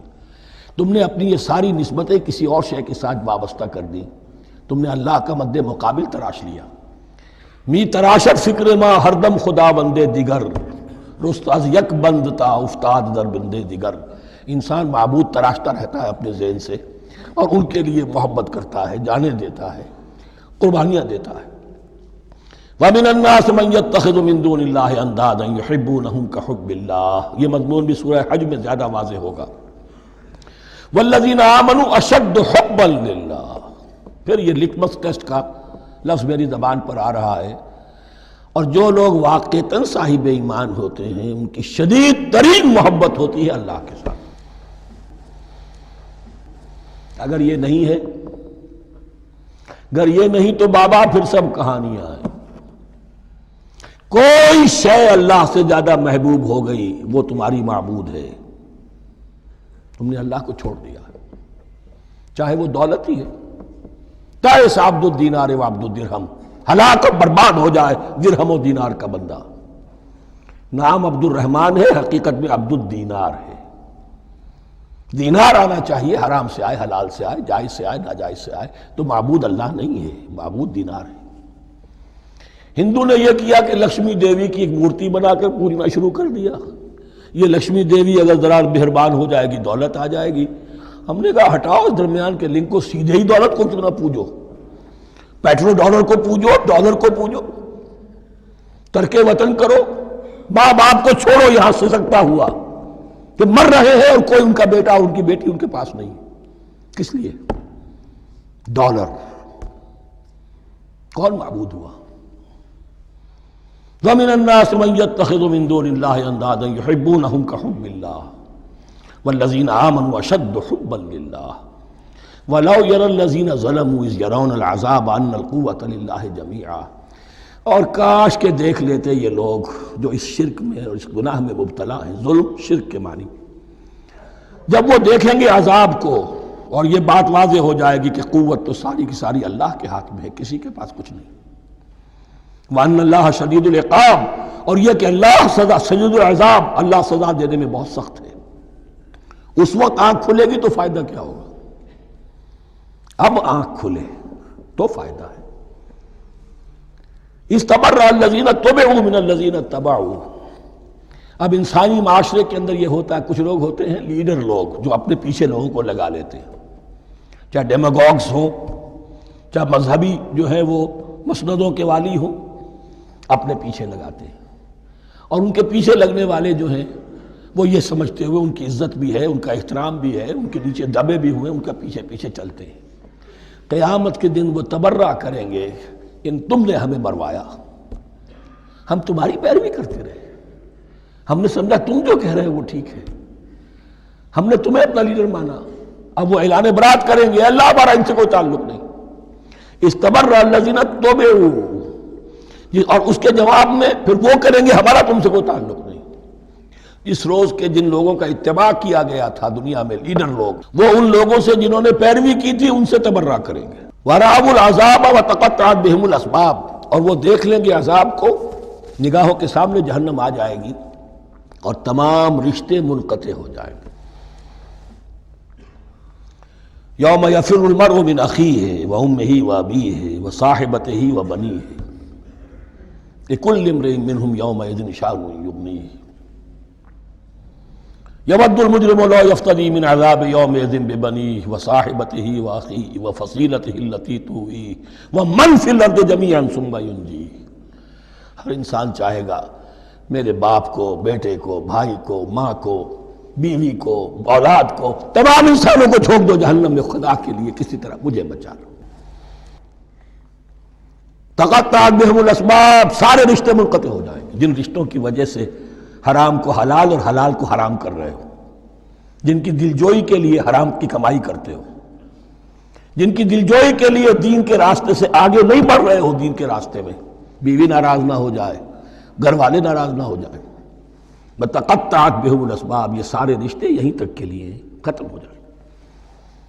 وقال الذین اتبعوا، اور جو ان کے پیروکار تھے وہ کہیں گے لو ان لنا کرۃ، اگر کہیں ہمیں دنیا میں لوٹنا نصیب ہو جائے، فنتبرأ منہم کما تبرؤوا منا، تو ہم بھی ان سے اسی طرح برات کریں گے جیسے آج یہ ہم سے برات کر رہے ہیں۔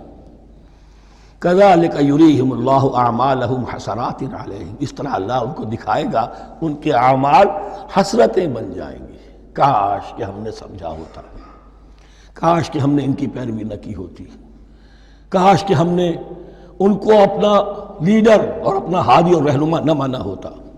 وما ہم بخارجین من النار، لیکن وہ اب آگ سے نکلنے والے نہیں ہوں گے۔ یا ایھا الناس کلوا مما فی الارض حلالا طیبا ولا تتبعوا خطوات الشیطان انہ لکم عدو مبین۔ اے لوگو، زمین میں جو کچھ حلال اور طیب ہے، حلال ہے اور پاک ہے، صاف ستھری چیز اور حلال چیز، وہ کھاؤ، اور شیطان کے نقش قدم کی پیروی نہ کرو، انہ لکم عدو مبین، یقیناً وہ تمہارے لیے کھلا دشمن ہے۔ یہ بحث اصل میں کھلے گی سورہ انعام میں جا کر۔ وہاں عرب میں یہ رواج تھا، بتوں کے نام پر کوئی جانور چھوڑ دیتے تھے، جیسے ہندوؤں میں بھی تھی رواج، ہم نے تو بچپن میں دیکھا ہے، کوئی سانڈ چھوڑ دیا، کسی کے کان جو ہے وہ چیر دیے، یہ فلاں بت کے لیے ہے، فلاں دیوی کے لیے ہے، اب اسے کوئی کچھ نہیں کہہ سکتا تھا، وہ جہاں چاہیں وہ منہ ماریں جا کر ان کا، اور پھر ان کا ظاہر بات ہے ان کا گوشت کیسے کھایا جا سکتا تھا۔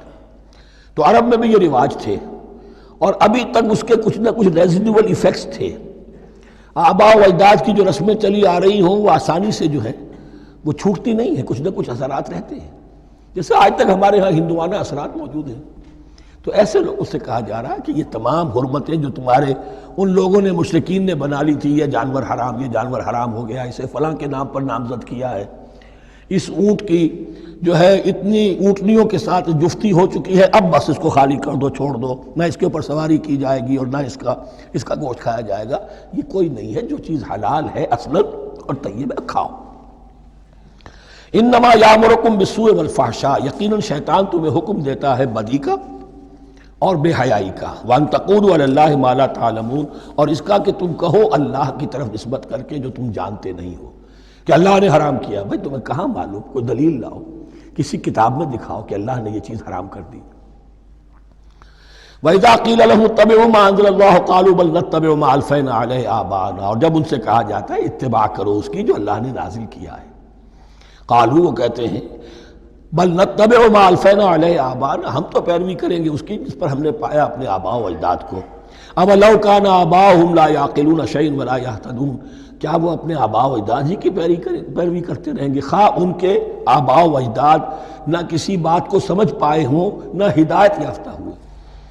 میں نے عرض کر دیا تھا کہ سورہ بقرہ میں جہاں دعوت تیسرے رکوع کی پہلی آیت شروع ہوئی، یا ایھا الناس اعبدوا ربکم الذی خلقکم والذین من قبلکم لعلکم تعقلون، وہ بھی تو مخلوق تھے جیسے تم مخلوق ہو، تم سے خطا ہو سکتی ہے ان سے بھی ہوئی، تم غلطی کر سکتے ہو انہوں نے بھی کی۔ وَمَثَلُ الَّذِينَ كَفَرُوا كَمَثَلِ الَّذِي يَنِقُ بِمَا لَا يَسْمَعُ إِلَّا دُعَاءً وَنِدَاءً۔ یہاں ذرا تمثیل کے اندر ایک پیچیدگی ہے کہ بظاہر ترجمہ تو یہ ہوگا کہ مثال ان لوگوں کی جنہوں نے کفر کیا اس شخص کی سی ہے جو پکار رہا ہے ایسی چیز کو جو نہ سنتا ہے نہ سمجھتا ہے۔ ہاں یہ پتہ چلتا ہے کہ کچھ پکار رہا ہے، جانور ہوتے ہیں انہیں اور کیا سمجھ میں آتا ہے۔ تو یہاں پہ اصل میں تمثیل میں مراد یہ ہے کہ حضور صلی اللہ علیہ وسلم اور مسلمان ان لوگوں کو جو سمجھانے کی کوشش کر رہے ہیں ان میں سے کچھ ایسے بھی ہیں کہ جو کچھ نہیں سمجھتے، دعا اور ندا تو ہے، صم بکم عمی فہم لا یعقلون، لیکن وہ بہرے بھی ہیں، گونگے بھی ہیں، اندھے بھی ہیں، وہ عقل سے کام نہیں لیتے۔ یا ایھا الذین آمنوا کلوا من طیبات ما رزقناکم، اے اہل ایمان کھاؤ ان تمام پاکیزہ چیزوں میں سے جو ہم نے تمہیں دی ہیں، واشکروا للہ، اللہ کا شکر ادا کرو، ان کنتم ایاہ تعبدون، اگر تم واقعتاً اسی کی عبادت کرنے والے ہو۔